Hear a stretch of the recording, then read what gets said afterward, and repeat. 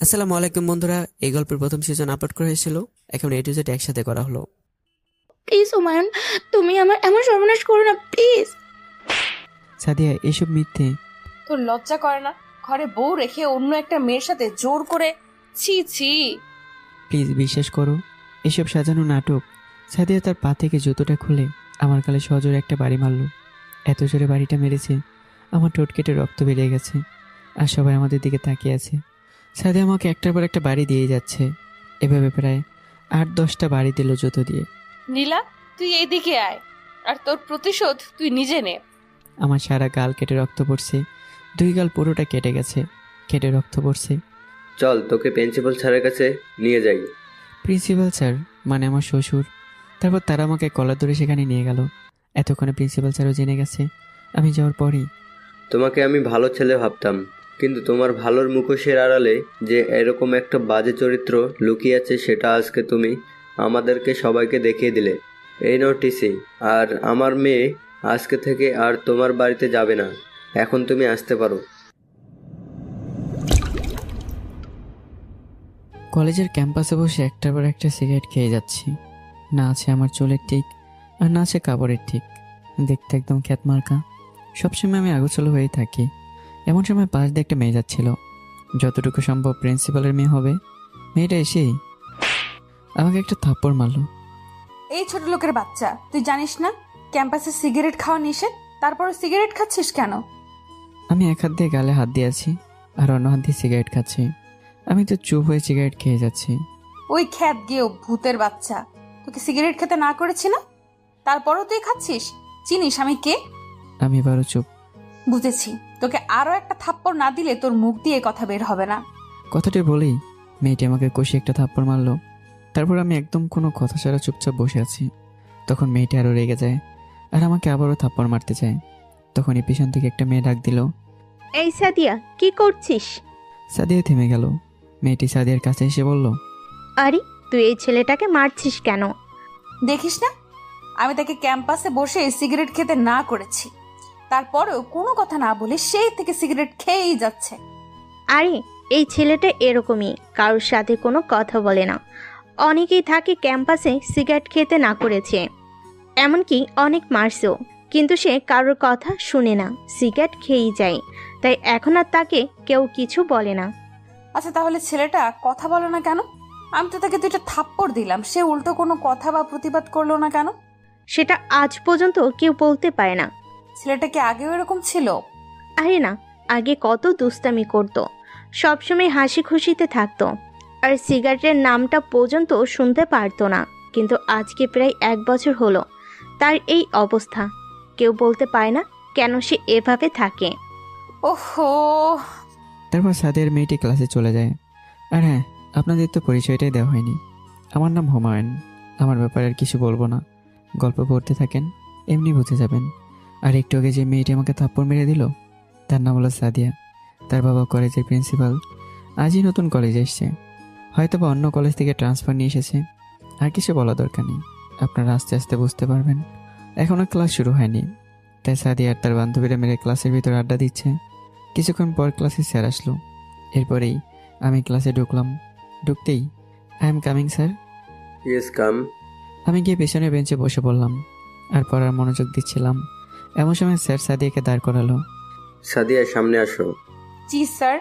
সাদিয়া স্যারের কাছে যাওয়ার পর, আজকে তোমার একজন নতুন স্টুডেন্টের সাথে পরিচয় করিয়ে দিব। তারপর সাদিয়াকে সবার সাথে পরিচয় করে দিলেন। সবগুলো ক্লাস শেষ করে অনেকে গেল বন্ধুদের সাথে আড্ডা দিতে, আবার অনেকে বাসায় চলে গেল। আমিও বাসায় চলে গেলাম।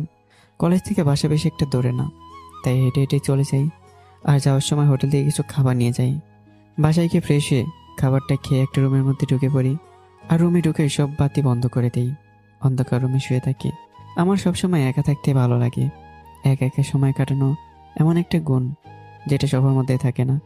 ঠিক তেমনই একটা গুণ আমার মধ্যে আছে। অবশ্য আগে ছিল না, কিন্তু এখন আছে। এটা আমার প্রতিদিনের রুটিন। কলেজ থেকে এসে দরজা বন্ধ করে সব বাতিগুলো বন্ধ করে দিয়ে শুয়ে থাকা, আর কলেজের ক্যাম্পাসে বসে একটার পর একটা সিগারেট খাওয়া। কে আমাকে কী বললো সেটা আমার দেখার বিষয় না।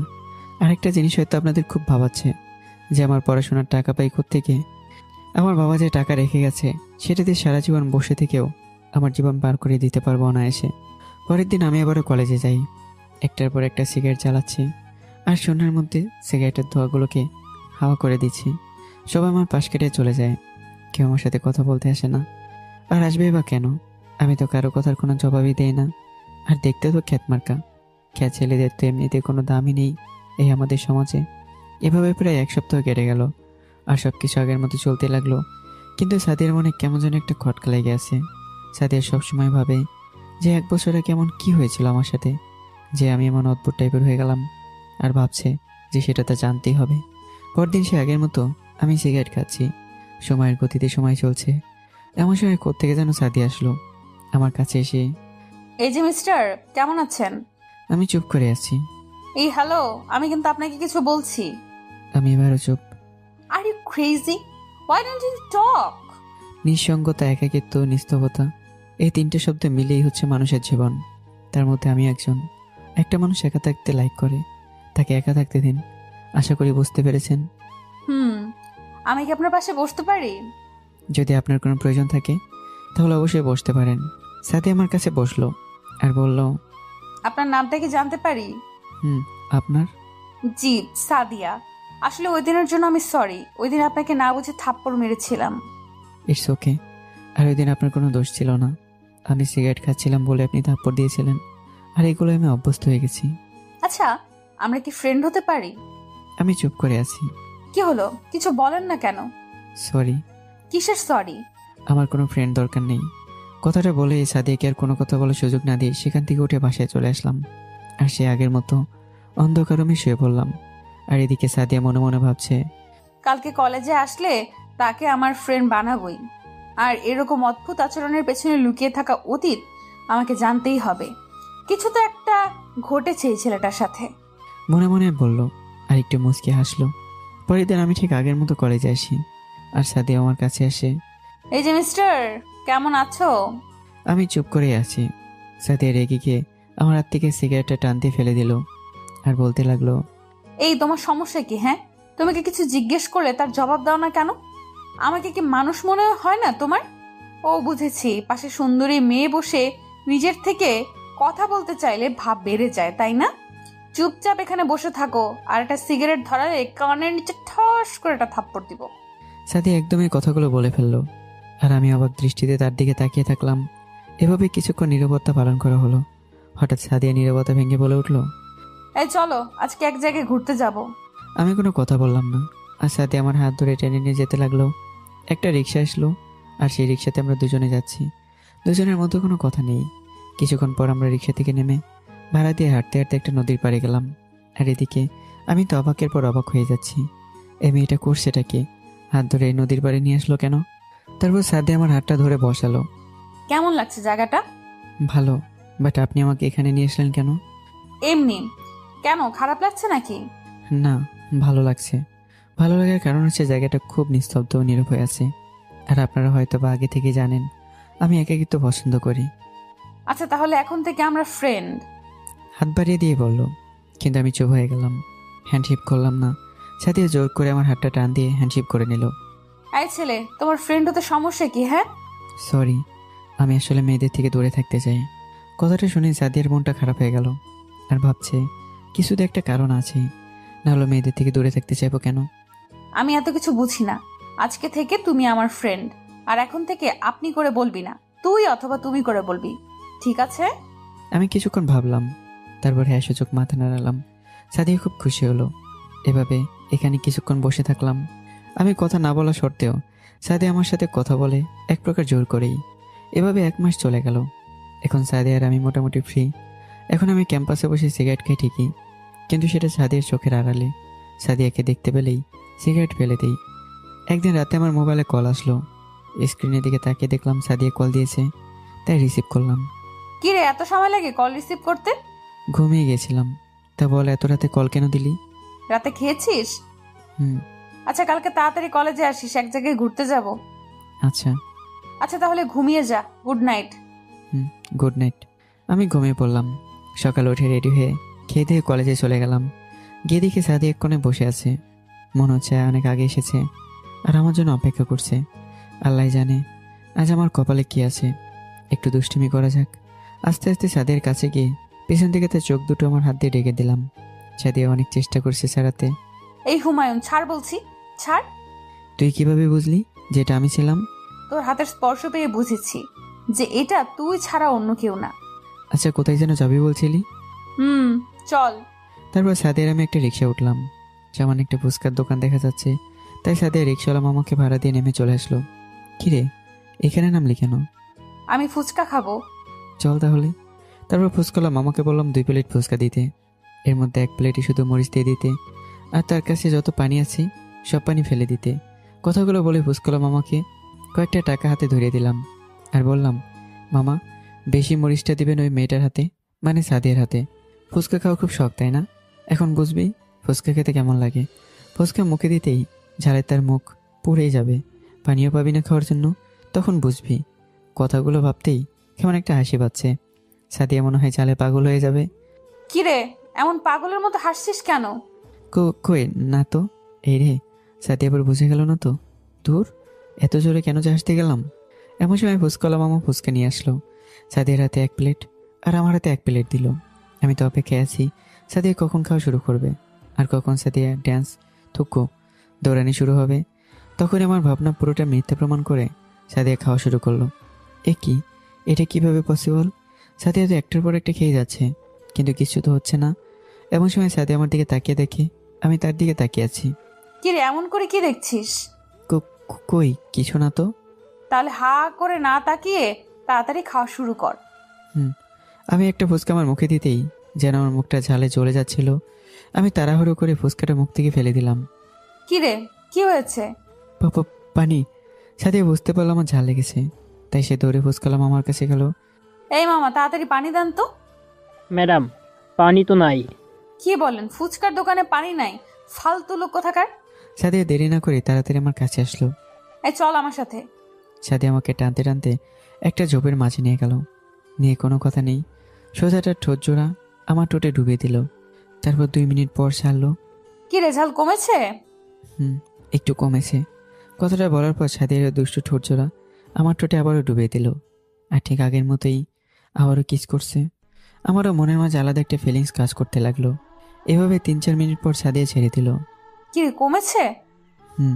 তো ঠোঁট যে মিষ্টি, তো ঠোঁটের কাছে ঝাল আসার কোনো চান্সই নেই। চাহ, ফাজিল। সাদিয়া মনে হয় একটু লজ্জা পেয়েছে। হুমায়ুন, হ্যাঁ বল। চল নদীর পাড়ে যাই। চল। তারপর দুজন নদীর পাড়ে গিয়ে বসলাম। ওই বল। আচ্ছা, একটা কথার উত্তর দিবি? চেষ্টা করবো, বল। না, আগে প্রমিস কর, তারপর বলছি। আচ্ছা ঠিক আছে, যদি উত্তরটা আমার জানা থাকে তাহলে অবশ্যই বলবো। তোর পরিবারে কে কে আছে? আব্বু আম্মু কেউ নেই। ও সরি, আসলে আমি বুঝতে পারিনি। It's okay. আচ্ছা, তুই সবসময় চুপচাপ থাকিস কেন?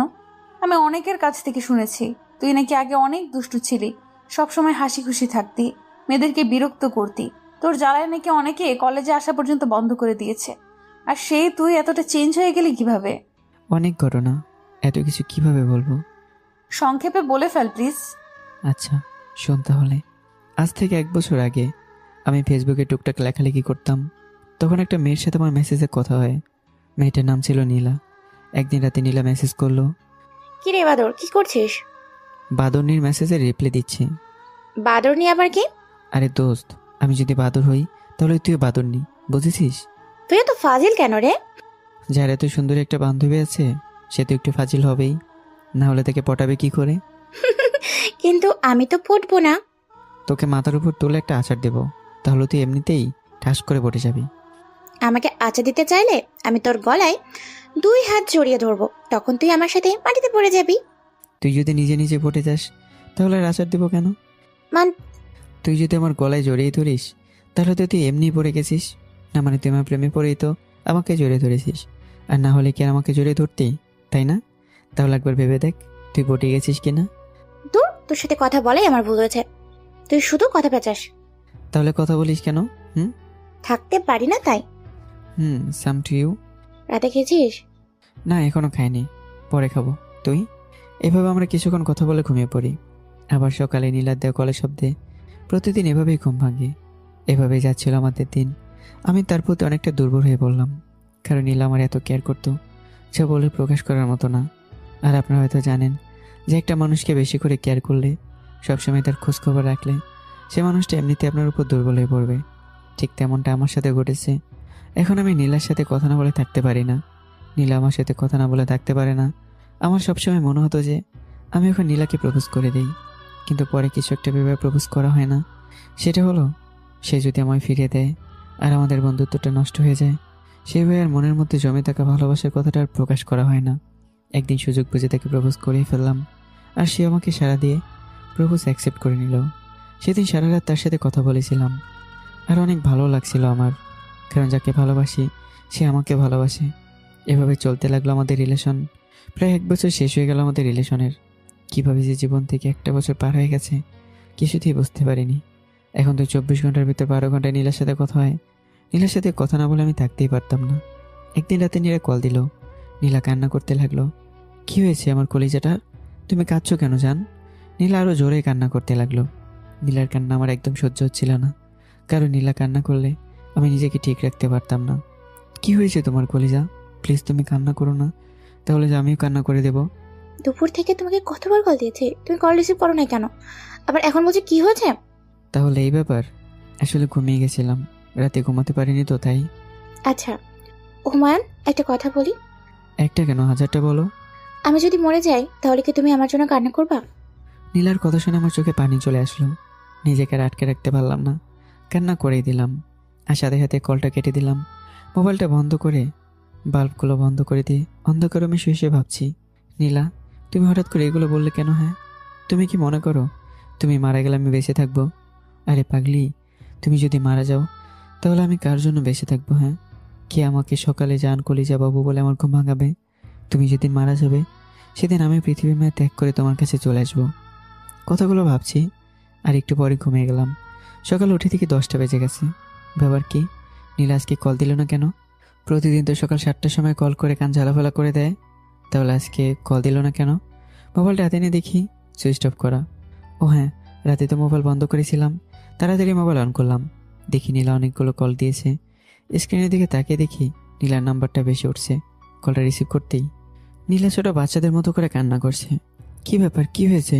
তুমি কান্না করছো কেন? তুমি জানো না কি হয়েছে? আরে বাবা, তুমি না বললে আমি জানবো কিভাবে? কাল তুমি কল কেটে দিলে কেন আর মোবাইল বন্ধ করে দিলে কেন?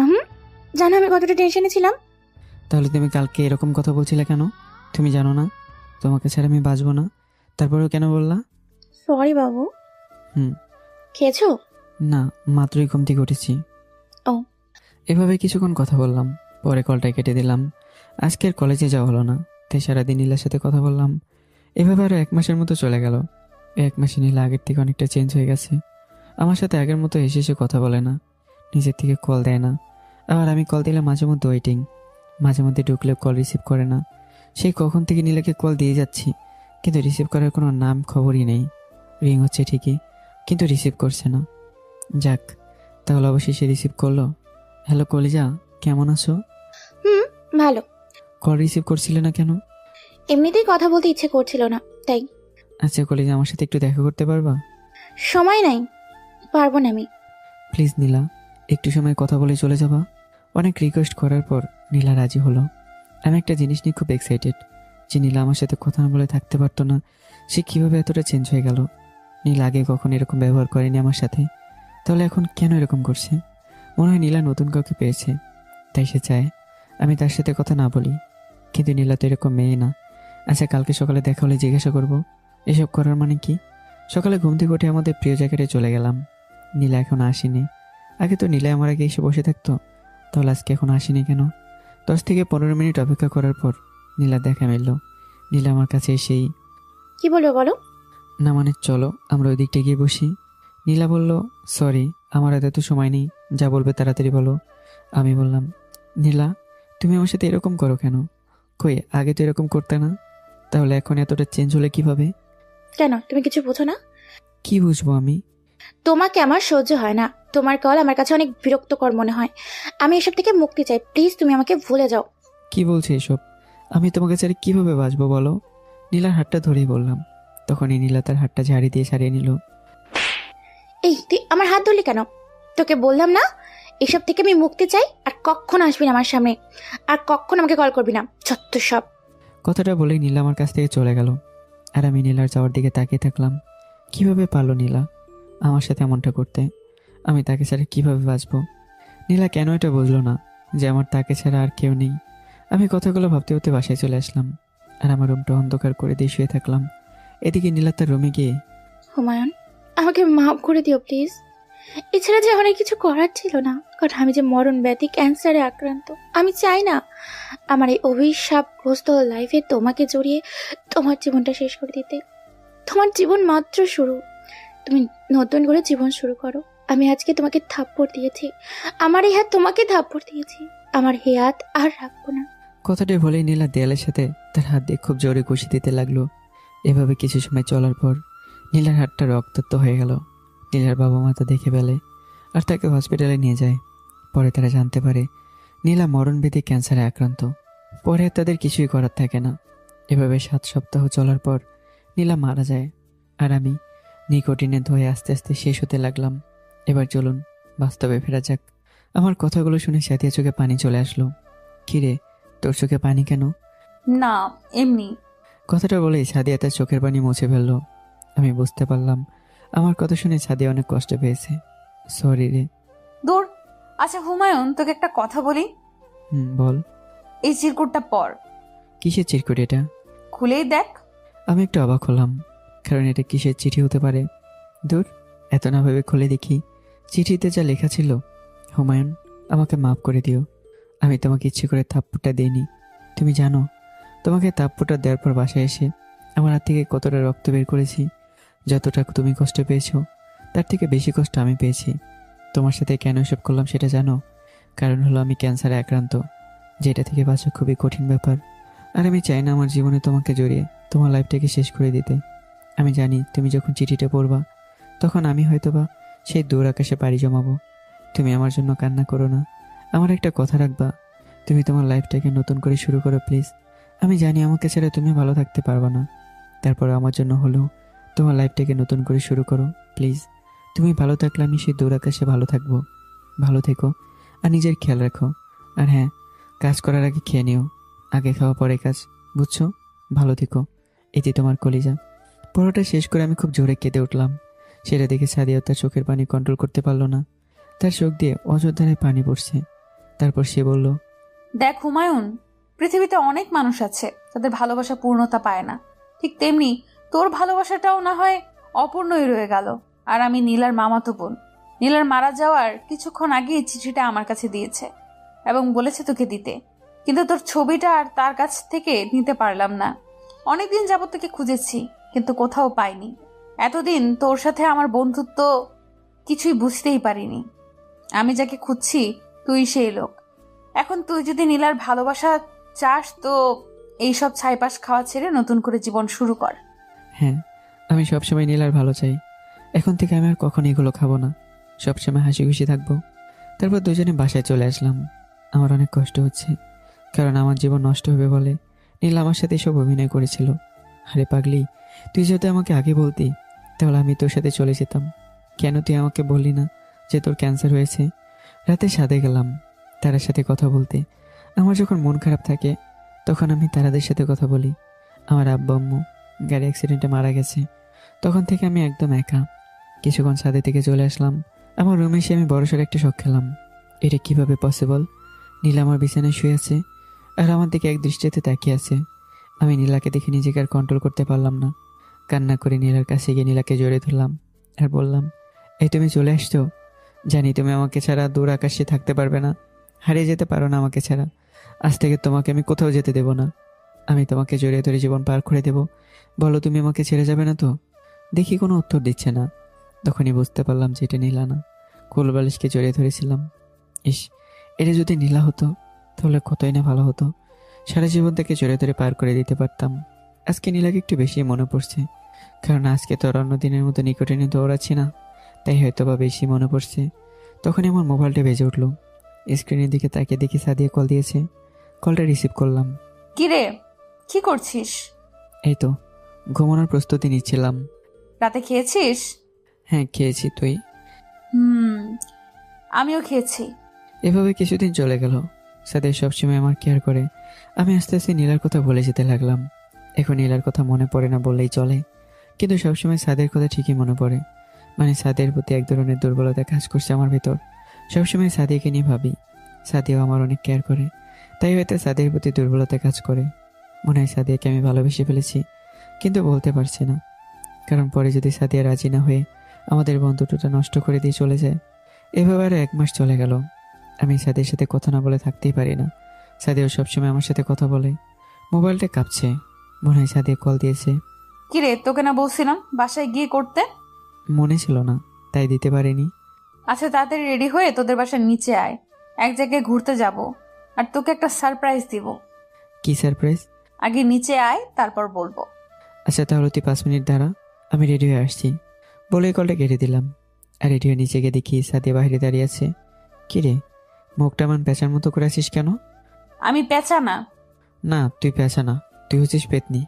সাদিয়া রেগে গিয়ে তার গাল দুটো টমেটোর মতো লাল, কালো, হলুদ, সবুজ সব ধরনের রং করে ফেলেছে। আর বেশিক্ষণ মনে হয় এখানে থাকা উচিত হবে না। আমি প্রত্নী না। দাঁড়া, আজকে তোকে কাঁচা চিবিয়ে খেয়ে ফেলবো। পেতনি, আগে তো আমাকে ধরে দেখা। বলি দিলাম এক ধর, না হলে আজকে আমার উপর দিয়ে মেঘ, তুফান, বৃষ্টি সব বয়ে যেত। এই বাদুর ছেলে, দাঁড়া বলছি। আমার তো পাগলা কুত্তায় কামড়াইছে, এখন আমি দাঁড়াই আর তুই আমাকে মারতে শুরু কর। মারবো না, দাঁড়া বলছি। সত্যি বলছিস তো? হ্যাঁ, সত্যিই বলছি। এখন তো দাঁড়া। তারপর আমি দাঁড়িয়ে গেলাম। চল, আজকে ঘুরতে যাব। চল। আর আমার সারপ্রাইজটা কোথায়? হ্যাঁ, পরে দিব, আগে চল। তারপর সাদিয়ার আমি নদীর পাড়ে চলে আসলাম। দুজনে বসে আছি। আচ্ছা হুমায়ুন, তোর কেমন মেয়ে পছন্দ? হঠাৎ সাদিয়ার মুখ থেকে এমন কথা শুনে চমকে উঠলাম। তোর মতো মেয়ে আমার পছন্দ, যে সবসময় আমার কেয়ার করবে, কোনো ভুল করলে সেটা শুধরে দেবে। তোর মতো সবসময় ঝগড়া করবে, আবার রাগ করলে মুচকে এসে দিয়ে সব রাগ ভাঙিয়ে দেবে। খেতে না চাইলে তার হাত দিয়ে আমাকে খাইয়ে দেবে, ইত্যাদি। একটা গুড নিউজ আছে। কি? সামনে শুক্রবার আমার বিয়ে। সাদিয়ার মুখ থেকে এটা শুনে আমি 10 সেকেন্ডের জন্য মনে হয় আটকে গিয়েছিলাম। বুকের বাবাসটা চিনচিন করে উঠলো। মনে হচ্ছে কেউ কোড়াল দিয়ে কলিজাটা ছিঁড়ে ফেলছে। কিরে, তুই খুশি হোস নাই? আরে কি বলিস, আমি খুশি হব না তো কে খুশি হবে? কার সাথে আমার বিয়ে হচ্ছে সেটা শুনবি না? বল। তার নাম সাগর। আমরা 2 বছর ধরে রিলেশন করি। আর কালকে সাগরের বাসা থেকে তার আব্বু আম্মু আমাদের বাসায় এসে আব্বুর সাথে কথা বলে বিয়ের ডেট ফাইনাল করে গেছে। তার মানে সাদিয়া 2 বছর আগে থেকে রিলেশন করতো, আর আমি কিছুই জানতাম না। তাহলে সাদিয়া আমাকে এত কেয়ার করতো কেন? এমন সময় একটা ছেলে আসলো মোটর সাইকেল নিয়ে, দেখতে পুরো হিরো টাইপের।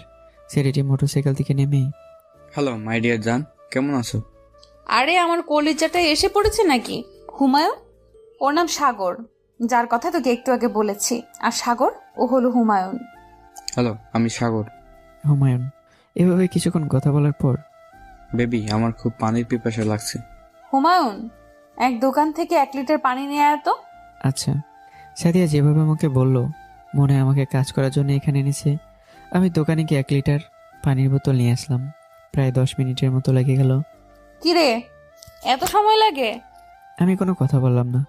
তারপর আমি এক পাশে বসে আছি, আর তারা দুজন কথা বলছে। আমি যে তাদের পাশে বসে আছি, তাদের মনে হয় মনেই নেই। সাদিয়া, শোন না। হ্যাঁ বল। আমি যাই, কালকে কথা হবে, বাই। আচ্ছা যা। তারপর আমি বাসায় চলে আসলাম। আমার কপালটাই খারাপ। আসার সময় দোকান থেকে 1 প্যাকেট সিগারেট নিয়ে আসলাম। বাসায় এসে সোজা সাথে চলে গেলাম। এক কোণে দাঁড়িয়ে সিগারেট খাচ্ছি আর ভাবছি আমি কেমন পাপ করেছিলাম, যার কারণে আল্লাহ আমার কাছ থেকে আস্তে আস্তে সব কিছু কেড়ে নিয়ে যাচ্ছে। প্রথমে বাবা মাকে, পরে নীলাকে, আজকে আবার সাদিয়াকে। এই জীবন রেখে কী করব? কথাগুলো ভাবছি আর একটার পর একটা সিগারেট খেয়ে যাচ্ছি। হঠাৎ আমার নজর গেল নিচে। নিচে তাকে দেখি সাগর নামে ছেলেটা একটা মেয়েকে বাইকের পিছনে করে নিয়ে যাচ্ছে। মেয়েটা সাগরকে জড়িয়ে ধরেছে, মনে হচ্ছে তারা বয়ফ্রেন্ড গার্লফ্রেন্ড। ব্যাপার কি? একটু আগে তো সাগর সাদিয়ার সাথে ছিল, কয়েকদিন পরে সাদিয়া সাগরের বিয়ে, আর এখন সাগর অন্য একটা মেয়েকে নিয়ে ঘুরে বেড়াচ্ছে। না, মেয়েটা তো সাগরের বোনও হতে পারে। তাই আর কিছু না ভেবে সিগারেট খেয়ে মনোযোগ দিলাম। একটার পর একটা সিগারেট খেয়ে যাচ্ছি। 1 প্যাকেট সিগারেট শেষ করে দিলাম। রাত 9টা বাজে। মোবাইলে তাকে দেখে সাদিয়া কল করেছে। আমি কলটা রিসিভ করলাম না। এভাবে 8-10 বার কল দেওয়ার পর রিসিভ করলাম। এই হারামি, কল রিসিভ করিস নাই কেন? ওয়াশরুমে ছিলাম, তাই বলতে পারি না কখন তুই কল দিয়েছিস। আচ্ছা শোন, তোকে যেটার জন্য কল দিয়েছি। হ্যাঁ বল, শুনছি। আমার বিয়ে কিন্তু আর বেশি দিন বাকি নেই, তাই আমার বিয়ের সব দায়িত্ব তোকেই নিতে হবে। আচ্ছা। আচ্ছা তাহলে রাখি, বাই। সাগর মনে হয় কল দিচ্ছে। সাদিয়া কল কেটে দিল। আমি মোবাইলটা বন্ধ করে ঘুমিয়ে পড়লাম। সকাল 10টায় ঘুম ভাঙলো। ঘুম থেকে উঠেই যখন সাদিয়ার কথা মনে হলো, তখন মনটা আবার খারাপ হয়ে গেল। আপনি যখনই সকালে ঘুম থেকে ওঠার পর মনে হবে আর কয়েকটা দিন পর আপনার প্রিয় মানুষটা অন্য কারো হতে চলেছে, তাহলে আপনার কীরকম লাগবে? আমারও ঠিক সেই রকম লাগলো। আমার মনে হচ্ছে আমি পৃথিবীতে এসেছি একমাত্র দুঃখ কষ্ট সহ্য করার জন্য। আমি এটা ভেবে পাই না আমাকে কেন তো কষ্ট পেতে হবে। আমাকেও আব্বা আম্মুর সাথে নিয়ে যেত, তাহলে তো আর আমাকে তো কষ্ট পেতে হতো না। কলেজে না গিয়ে আবারও সিগারেটের ধোয়া শূন্যে ভাসাতে শুরু করলাম। এভাবে 4 দিন পার হয়ে গেল। আমি কলেজে যাই না, মোবাইল অফ করে রেখে দিয়েছি। আজকে কলেজে যাচ্ছি ঠিক আগের মতো, প্যান্টের পকেটে 1 প্যাকেট সিগারেট আর অগোছলো হয়ে কলেজের ক্যাম্পাসে বসে সিগারেট খাচ্ছি, ঠিক আগে যেমনটা করতাম। কিছুক্ষণ পর কোত্থেকে যেন সাদিয়ে এসে আমার সামনে হাজির। আমি যেটা দেখেও না দেখার ভান করে সিগারেট খেয়ে যাচ্ছি। এই কুত্তা হারামি বিলাই বাদর ফাজিল, তোর মোবাইল সুইচ অফ কেন? আজকে 4 দিন তুই কলেজে আসিস নাই আর সিগারেট খাচ্ছিস কেন? দেখ সাদিয়া, মানুষ মানুষের সাথে বেমানি করতে পারে, মানুষ মানুষকে ছেড়ে যেতে পারে। মানুষ স্বার্থ ছাড়া কিছু করে না, আর স্বার্থ শেষ হলে সে ছেড়ে চলে যাবে। কিন্তু এই যে সিগারেটটা দেখছিস না, এটা হলো নিঃস্বার্থ। এটা কোনো স্বার্থ ছাড়াই মানুষকে ভালোবাসে। তুই যত এটাকে দূরে ঠেলে দিবি, দেখবি এটা তোকে ততই আঁকড়ে ধরবে। মানুষের কষ্টের সময় কাউকে পাশে না পেলেও এই সিগারেটটাকে ঠিকই পাওয়া যায়। সাধারণ একটা সিগারেট একটা মানুষের সব কষ্টকে ভুলে দেওয়ার জন্য যথেষ্ট। হুমায়ুন, আমি বুঝতে পারছি নীলার কথা তোর খুব মনে পড়ছে, তাই না? একটা মানুষ পৃথিবীতে সব সময় থাকে না, একদিন না একদিন তাকে মরতেই হবে, সেটা আজ না হয় কাল। আর নীলা তো বলছে যে তুই তোর লাইফটাকে নতুন করে সাজাতে, তাহলে কেন আবার এগুলো করছিস? নিজেকে কষ্ট দিয়ে কি সুখ পাস? আজকের পর থেকে যেন আর এইগুলো খেতে না দেখি। কথাটা বলে আমার হাত থেকে সিগারেটটা মাটিতে ফেলে দিল। চল ক্লাসে। সবগুলো ক্লাস করে বের হলাম। সাদিয়ার আমি ক্যান্টিনে গিয়ে বসলাম। হুমায়ুন, কালকের পরের দিন আমার বিয়ে, মানে কালকে আমার গায়ে হলুদ, মনে আছে তো? হ্যাঁ। তাহলে এখন তুই আমাদের বাসায় যাবি। এখন পারবো না, কালকে সকালে যাব। আচ্ছা তাহলে কালকে সকালে চলে আসিস। এভাবে কিছুক্ষণ কথা বলার পর চলে গেলাম বাসায়। পরদিন সকালে ঘুম থেকে উঠে দেখি সাদিয়া কল করেছে। হ্যাঁ বল। তাড়াতাড়ি চলে আয়। আসছি। কলটা কেটে দিয়ে ফ্রেশ হয়ে সাদিয়ার বাসায় চলে গেলাম। তাদের বাসায় আমি আরও আগে অনেকবার গিয়েছি, যার কারণে সাদিয়ার আব্বু মানে আঙ্কেলকে আমি চিনি। আমি গিয়ে দেখি বাসাটা অনেক সুন্দর করে সাজানো হয়েছে। সারা বাড়িতে মানুষের ভিড় লেগে গেছে। এর মধ্যে আরে হুমায়ুন যে, কখন আসছো বাবা? এই তো আঙ্কেল, এক্ষুনি আসলাম। আচ্ছা তুমি একটু আমার রুমে আসো। কথাটা বলে চলে গেল। আঙ্কেল হচ্ছে সাদিয়ার আব্বু, আমাদের কলেজের প্রিন্সিপাল। উনি বলেছে ওনাকে যেন আঙ্কেল রাখি। অবশ্য কলেজে স্যার ডাকি আর বাসায় আঙ্কেল রাখি। আঙ্কেল আসবো? হ্যাঁ আসো। ডেকেছিলেন কেন? দেখো, আমার মেয়ে তোমার ফ্রেন্ড, তাই আমি চাচ্ছি আজকে থেকে শুরু করে বিয়ের সব দায়িত্ব তুমি পালন করো। জি অবশ্যই। বিয়েতে যাতে কোনো রকম কোনো ঝামেলা না হয় সেদিকে খেয়াল রাখো। তারপর আমি চলে আসলাম। সাদিয়ার রুমে গিয়ে দেখি সাদিয়া কলে কথা বলছে হেসে হেসে, মনে হচ্ছে সাগরের সাথে। আমাকে দেখে কলটা কেটে দিল। কিরে, কখন আসলি? এই তো একটু আগেই। এভাবে অনেক কথা বললাম। তারপর ঘর সাজানো আরও অনেক কিছু কাজে লেগে গেলাম। কাজ করাচ্ছি লোক দিয়ে, আমি শুধু দেখিয়ে দিচ্ছি। খুব কষ্ট হচ্ছে, কারণ সাদিয়া কালকে অন্য কারো হয়ে যাবে। সাদিয়াকে পেয়ে নীলাকে ভুলে গিয়েছিলাম, কিন্তু এখন সাদিয়া আমাকে ছেড়ে চলে যাচ্ছে। সাদিয়ার সাথে তো আমি অনেকদিন যাবত আছি। কই, আগে তো বুঝতে পারিনি যে সাদিয়ার বয়ফ্রেন্ড আছে। হয়তোবা সাদিয়া আমাকে জানানোর প্রয়োজন মনে করেনি, তাই আমাকে জানায়নি। প্রিয় মানুষটা হাসি খুশি থাকলে আমিও খুশি। আমার ভালোবাসাটা না হয় একতরফা ভালোবাসা হয়ে থাকবে। এভাবে সাদিয়া হলুদ সন্ধ্যা পার হয়ে গেল। আজকে সাদিয়ার বিয়ে। আমি সাদিয়ার এক কোণে দাঁড়িয়ে আছি। মনের মধ্যে এক অজানা ভয় কাজ করছে।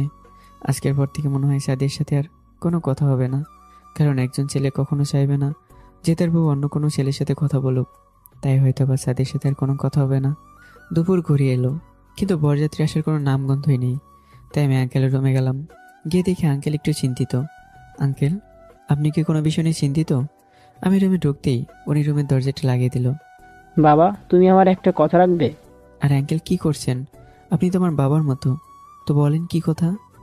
মানে বাবা, তোমাকে কিভাবে যে বলি, তুমি সাদিয়াকে বিয়ে করে নাও। আঙ্কেলের কথা শুনে আমি যেন আকাশ থেকে পড়লাম।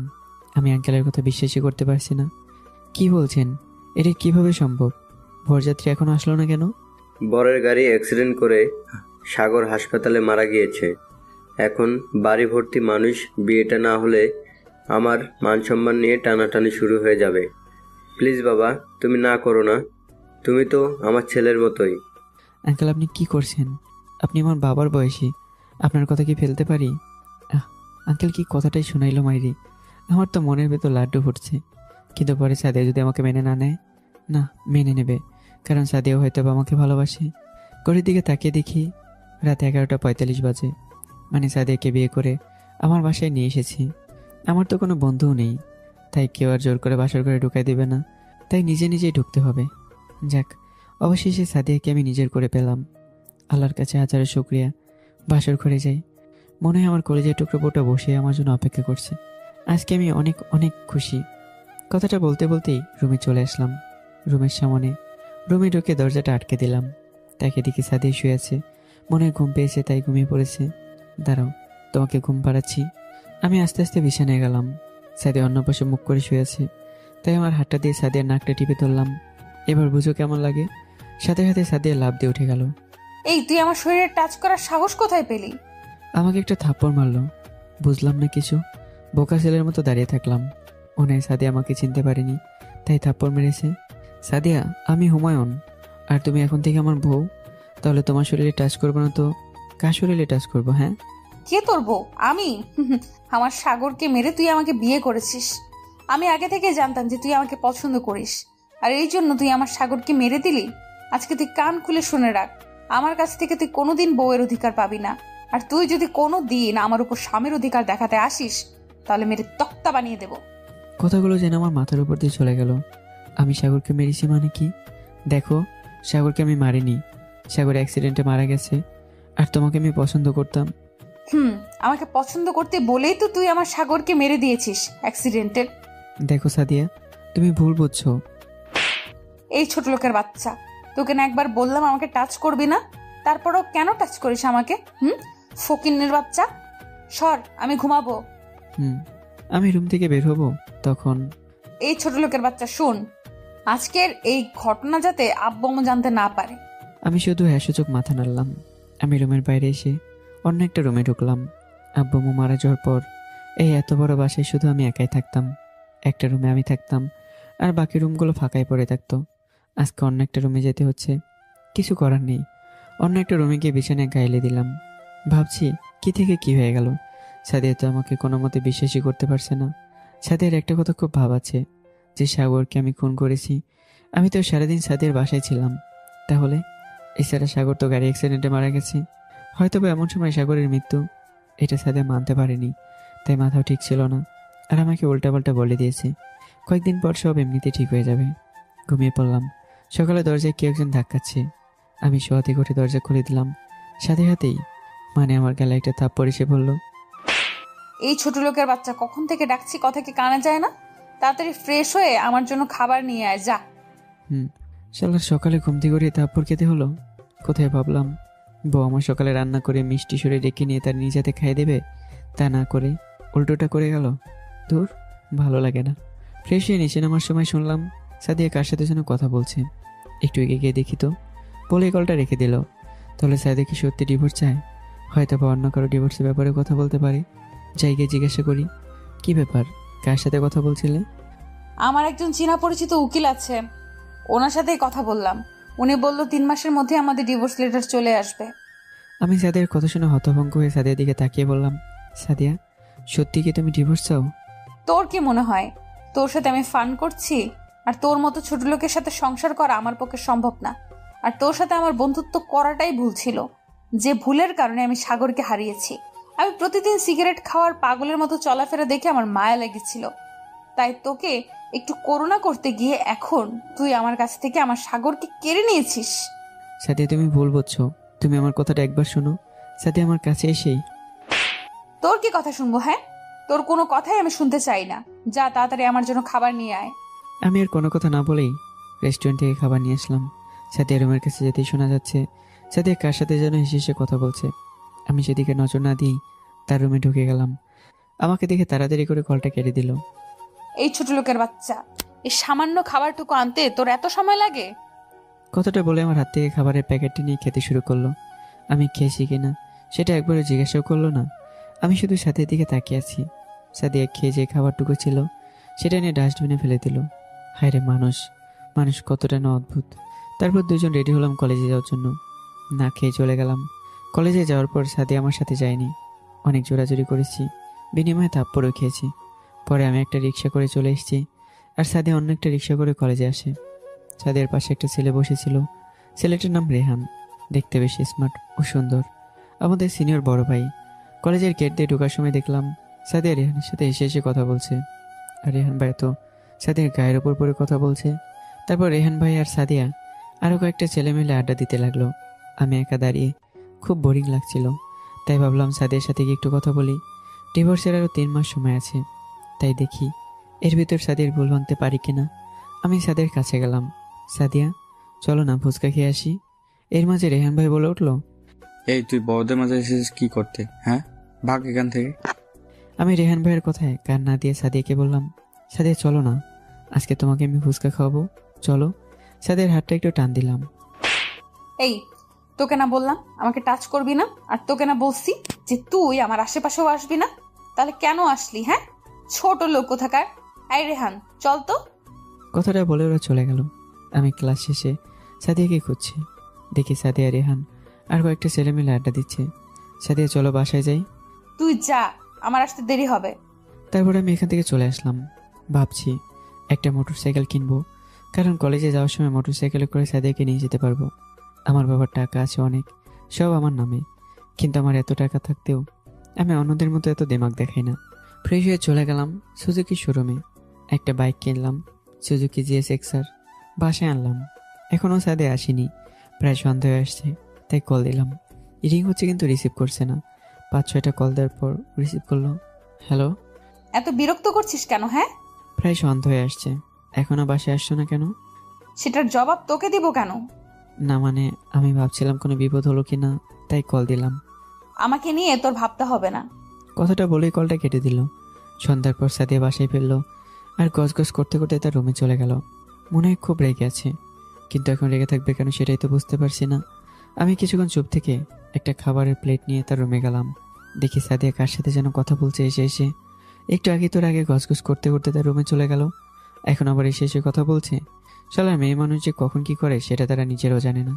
আমাকে দেখে কলটা কেটে দিল। সাদিয়া, খাবারটা খেয়ে নাও। আমি কি তোকে বলছি আমার জন্য খাবার আনতে? এখন তুই যা, আমি খাবো না। আমি সাদিয়ার কাছে গেলাম এবং আমার হাতের হালকা খাবার নিয়ে তার মুখের সামনে ধরলাম। দেখো, আমার সাথে রাগ করেছো, কিন্তু খাবারের সাথে তো রাগ করোনি, তাই খাবারটা খেয়ে নাও প্লিজ। ছোট লোকের বাচ্চা, তুই কি মনে করিস তোর হাতে আমি খাবো? কখনোই না। কোন সাহসে তুই আমাকে জোর করে খাইয়ে দিচ্ছিস? হ্যাঁ, বেরিয়ে যা আমার রুম থেকে। আর আমি তুমি করে বলছিস কেন? এখন থেকে আপনি করে বলবি। আর খাবারটা খেয়ে নেন। পাশে খাবারের প্লেটটা রেখে রুম থেকে বের হবো এমন সময়। এই ফকিনের বাচ্চা, শোন। বলুন। এখন থেকে আমার রুমে ঢুকলে পারমিশন নিয়ে ঢুকবি। সাদিয়ার দিকে এক নজর তাকিয়ে বের হয়ে গেলাম। আমি আমার রুমে শুয়ে আছি। সাদিয়া এত জোরে থাপ্পড়টা মেরেছে যে ঠোঁটের এক পাশ কেটে রক্ত বেরিয়ে গেছে। শালার থাপ্পড় খাইতে খাইতে জীবনটাই একদম ব্যাকা হয়ে যাইতেছে। একটা জিনিস ভেবে আমার মাথায় সব চুল পড়ে যাচ্ছে যে সাদিয়া আমাকে এত মারে, কিন্তু তার হাতে কি একটু ব্যথা পায় না? তার হাতটা কি এতই শক্ত? শুনেছি মেয়েদের হাত নাকি একদম তোলার মতো নরম এবং সফট হয়, কিন্তু এই ফাজিল মেয়েটার হাতে এত শক্ত কেন? আর তার হাতে এত শক্তি এসে কোত্থেকে? না, এর রহস্য আমাকে খুঁজে বের করতে হবে। দূর, আমি তো কথা বলতে বলতে গল্পের বাইরেই চলে আসছি। চলুন গল্পে আসা যাক। এভাবে প্রায় 1 মাসের মতো চলে গেল। আর এই 1 মাসে সাদিয়ার হাতে অনেক থাপ্পড় খেয়েছি, অনেক অপমানিত হয়েছি। একদিন সাদিয়াকে আমার বাইকে করে শপিং মলে নিয়ে যাচ্ছিলাম। শপিং মলে ঢোকার পর দেখি কয়েকটা মেয়ে দাঁড়িয়ে আছে, আর সাদিয়া বলল তাদের সামনে থামাতে, তাই দাঁড়ালাম। এখানে একটা মেয়েকেও চিনতে পারলাম না। ওদের কাছে যেতেই, কি রে সাদিয়া, এতক্ষণে তোর আসার সময় হলো? আর এই ছেলেটা কে? পাগলের মতো দেখা যায়। সাদিয়া, তুই এই ছেলের বাইকে করে এসেছিস? তুই আমাদের বান্ধবী হয়েও এতটা নিচে নামতে পারলি কিভাবে? আমি তাদের কথাগুলো শুনছি খুব মনোযোগ সহকারে। আরে তোরা ভুল ভাবছিস, এই ছেলে আমার কিছুই হয় না, ও আমার বডিগার্ড। ও তাহলে ঠিক আছে। এই ছোট লোকের বাচ্চা, তুই নিচে দাঁড়া, আমরা কিছু শপিং করে আসছি। আমি হ্যাঁ সূচক মাথা নাড়লাম। এভাবে সাদিয়া আমাকে তার বডিগার্ড বানালো। আমি ইচ্ছে করলে আমার জন্য কয়েকটা বডিগার্ড রাখতে পারি, আর সেখানে সাদিয়া আমাকে বডিগার্ড বানালো। এভাবে আরও 15 দিন চলে গেল। এখন সাদিয়ার ব্যবহারে একটু চেঞ্জ দেখা যাচ্ছে। মানে সাদিয়া আমার সাথে আগের মতো আর অত খারাপ ব্যবহার করে না। আমার সাথে নতুন করে বন্ধুত্ব করেছে, আর আমার সাথে সবসময় কথা বলে। একদিন রাতে আমি সাদিয়ার রুমে খাবার দিয়ে বেরিয়ে যাব, তখন এই হুমায়ুন, শুনুন, বলেন। আজকে থেকে তুই আমার রুমেই থাকবি। সাদিয়ার কথা শুনে যেন 420 ভোল্টে শক খেলাম। কি বলছে সাদিয়া? মাথা ঠিক আছে তো নাকি? না মানে আমি তো ফ্লোরে ঘুমাতে পারি না। ফ্লোরে ঘুমাতে হবে না, আমার সাথে বিছানায় ঘুমাবি। আমি সাদিয়ার কথা শুনে নিজের কানকে বিশ্বাস করতে পারছিলাম না। মনে হচ্ছিল আমি কোনো স্বপ্ন দেখছি, তাই হাতে হালকা করে চিমটি কাটলাম। না, বাস্তবেই তো আছি। তাহলে কি সাদিয়ার মাথা নষ্ট হয়ে গেছে? তখনই আমার সব চিন্তাভাবনা ভেদ করে সাদিয়া বলল, আরে বুদ্ধু, এত চিন্তা করতে হবে না, মাঝখানে কোলবালিশ থাকবে। সাদিয়া খাচ্ছে আর আমি তার খাওয়া দেখছি। ছোট বাচ্চাদের মতো করে খাচ্ছে। কিরে, তুই খেয়েছিস? আজকে কি হলো সাদিয়ার? সাদিয়া তো কখনো আমি খেয়েছি কিনা জিজ্ঞাসা করে না, তাহলে আজকে কেন করলো? সাদিয়ার খাওয়া শেষ। বিছানার মাঝে বাংলাদেশ আর ইন্ডিয়ার বর্ডার করে দিছে সাদিয়া। আমি শুয়ে পড়লাম এক পাশে, আর সাদিয়া আরেক পাশে। দুজনে নীরব, কারোর সাথে কারো কোনো কথা নেই। আচ্ছা, সাদিয়ার সাথে একটু দুষ্টুমি করলে কেমন হয়? যেভাবে সেই কাজ। আচ্ছা, আপনি ভূতকে ভয় পান? ভূত? এইগুলো আছে নাকি? এইগুলো আমি বিশ্বাস করি না, আর ভয়ও পাই না। আচ্ছা দেখেন তো, ওই জায়গায় লাল কি জানি একটা দেখা যাচ্ছে। কই? আমার কাছে একটা বাচ্চাদের টার্গেট খেলনা ছিল, ওইটা চালু করলাম, আর লালবাতি দেয়ালের সাথে গিয়ে লাগলো। দূর থেকে এটাকে একটা চোখের মতো দেখা যাচ্ছিল।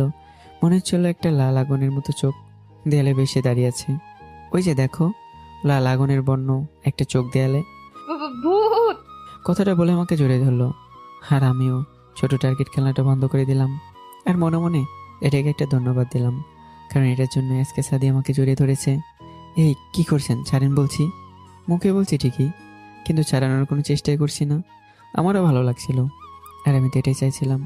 না, ছাড়বো না, এখানে ভূত আছে। আরে ভূত ভয় পেয়ে চলে গেছে, তাকে দেখেন। না, ভূত না, এখনো যায়নি। আমি বললাম তো চলে গেছে। তারপর সাদে আস্তে আস্তে তাকে দেখলো, সত্যি চোখটা আর নেই। সাথে সত্যি খুব ভয় পেয়েছে। এভাবে কেউ জড়িয়ে ধরে নাকি? আর একটু হলে তো মরে যেতাম। আমাকে বলতেন, তাহলে তো আমি আপনাকে জড়িয়ে ধরতাম। ওই, বেশি কথা বলবি না। ভয় পেয়েছি বলে জড়িয়ে ধরেছি, এখন এত কথা না বলে সোজা ঘুমা। আমি কোনো কথা বললাম না, ঘুমিয়ে গেলাম। মাঝরাতে আমার ঘুম ভেঙে গেল। বুকটা খুব ওজন মনে হচ্ছে।